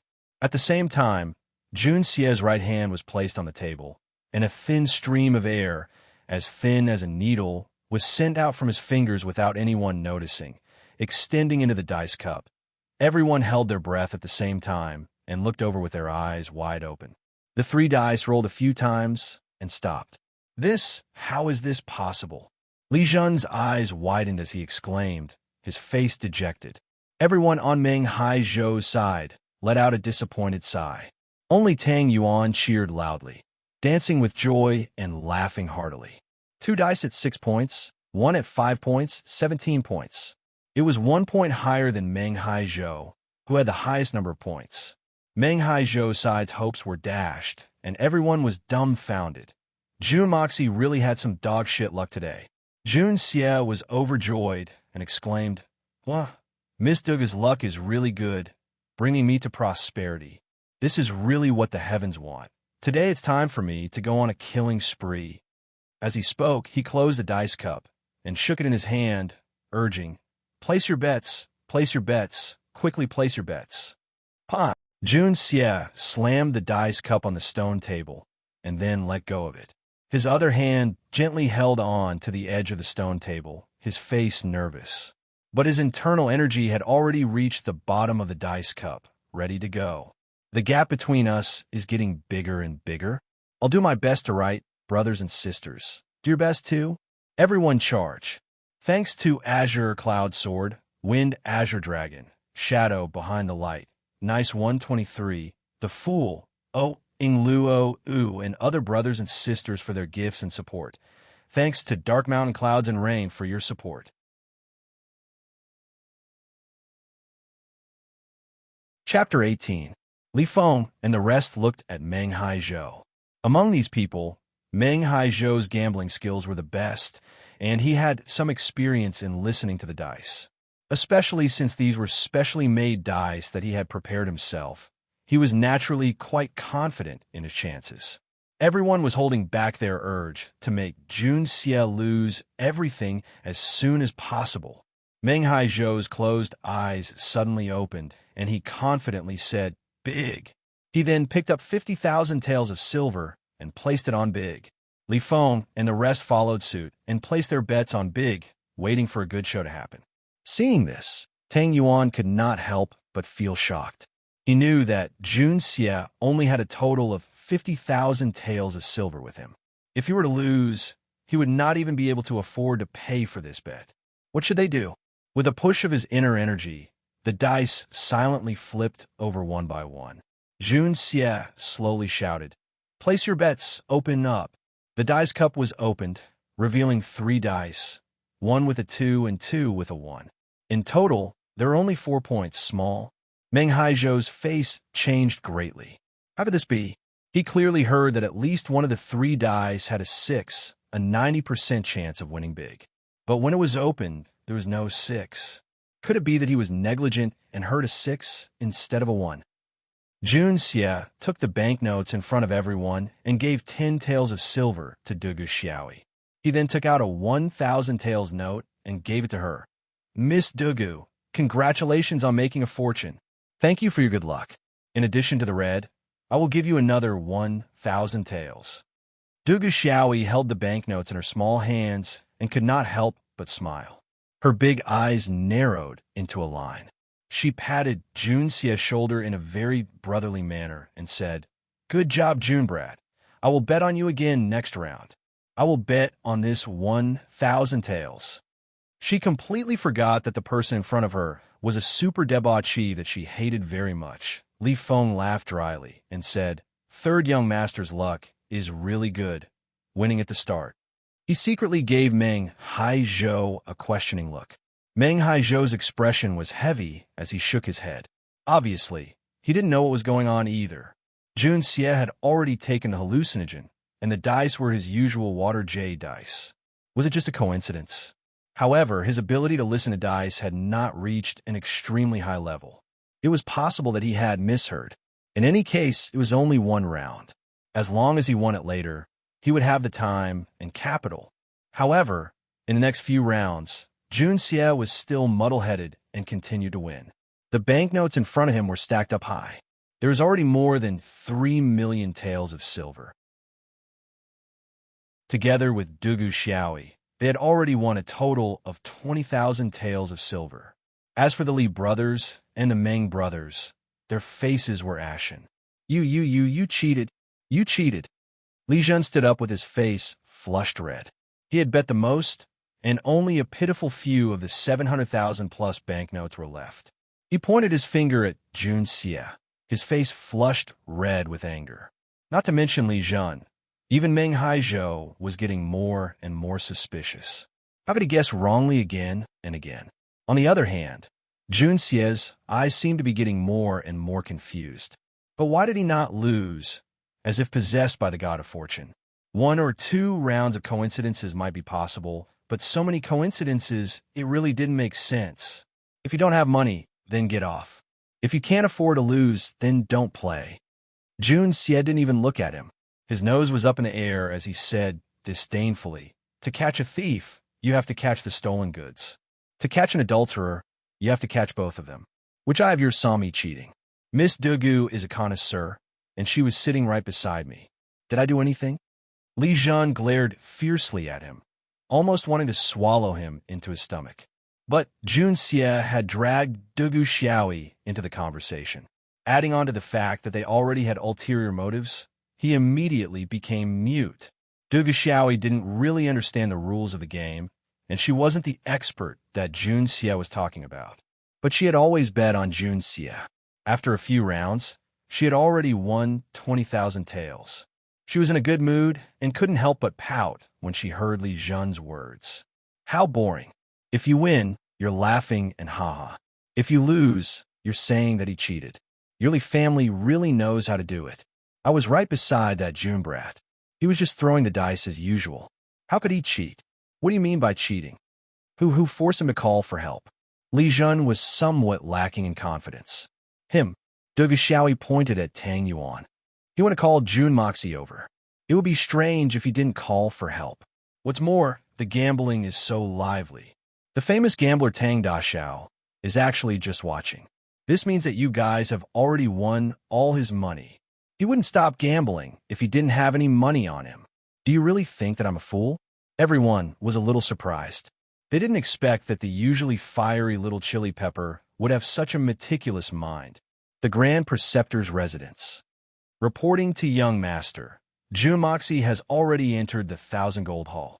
However, he brought along the Dugu family's Dugu Xiaoyi. A guard reported, Dugu Xiaoyi? Why would she go to the 1,000 Gold Hall? Li Yuran frowned slightly and asked in surprise.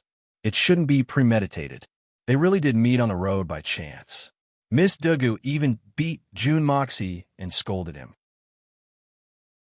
In the end, she forced Jun Moxie to bring her to the 1,000 Gold Hall. The guard was hidden in a dark corner and saw the entire process clearly. Even if it wasn't premeditated, there's no helping it. Jun Moxie, this brat's luck is really not bad. Li Yuran took a deep breath and smiled faintly. Since that's the case, you go and inform Li Feng, Li Zhen, and Meng Haizhou immediately. Today's plan is cancelled. Let them find a reason to escape. Even if they lose a little, it doesn't matter. They must set another date with Jun Moxie. Go. Yes. The Imperial bodyguard replied and dashed out. That's right. Making a prompt decision is the style of a great master. Li Shang chuckled. With Dugu Xiaoyi around, if Jun Moxie falls into our trap according to the original plan, Dugu Xiaoyi will go back and tell those old fellows. Beating the grass to scare the snake will not be good. Therefore, giving up is the best choice. Furthermore, it doesn't matter if that debauchee wins a little. It will only fuel his arrogance and make it easier for the next plan. Li Yuran smiled faintly. She thought to herself, could it be that Jun Moxie purposely brought Dugu Xiaoyi along? Thinking about it again, she suddenly felt that it was funny. With that pig head of Jun Moxie, how could he have such a nimble mind?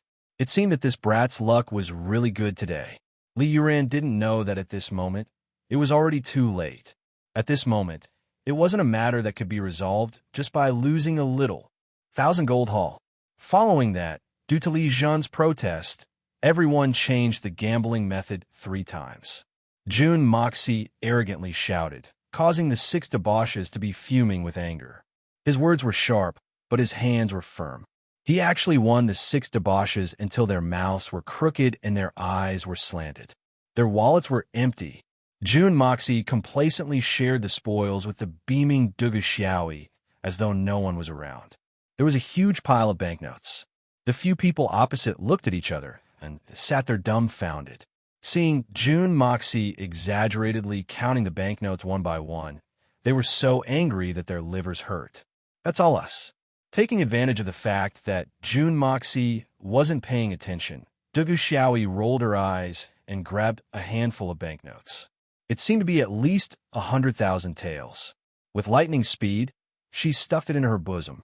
She stuck out her chest and snorted, Jun Moxie, the reason why you can win this time is because I'm by your side bringing you luck. If I take a little more, you won't mind, right? You've already put it into your bosom. If I snatch it from you, I'll be acting like a hooligan. Why would I mind? Rubbing his nose, he smiled bitterly. I don't mind. Why would I mind? If it wasn't for Miss Dugu bringing me luck, how could I win so easily? This is what I should do, what I should do.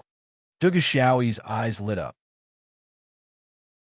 Her canine teeth were exposed again. Then should I grab another handful? Jun Moxie was shocked. He glanced at her and said, Great aunt, you've already taken the bet, and I've also taken the bet. You can't be so shameless. Kakik, this lady is just teasing you. It's just a little bit of money. Look at how stingy you are. Dugu Xiaoyi laughed happily. She felt that she was right to come here today. Not only did she get to enjoy gambling, she also got such a huge income, including her own bet and the money she had just stolen. Her net income was close to 200,000 taels. She was really happy. Little money? A few 100,000 taels was still a little money? Fatty, who was standing at the side, also wanted to get a share of the loot. However, after watching for a while, he was too embarrassed to do so.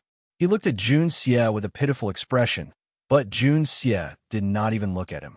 He was instantly depressed. No matter what, he was still a man. Why couldn't he learn from a little girl and steal from her? I want to cry. Why am I not a little girl? June Xie was also depressed in his heart. You're a big fatty who weighs more than 400 kilograms. Do you think it's appropriate for you to make such a resentful expression? You're just like a pig with a bitter gourd on its head. I wanted to give you some pocket money, but when I saw your face, I took it back. Go write your chapters, brothers and sisters. Help the evil monarch. Recommendation tickets are in great need now. The second update is before 12 a.m. Thought you're tuning in to the Warrior Lore YouTube channel. Don't forget to subscribe and join us on this journey to catch the most captivating stories.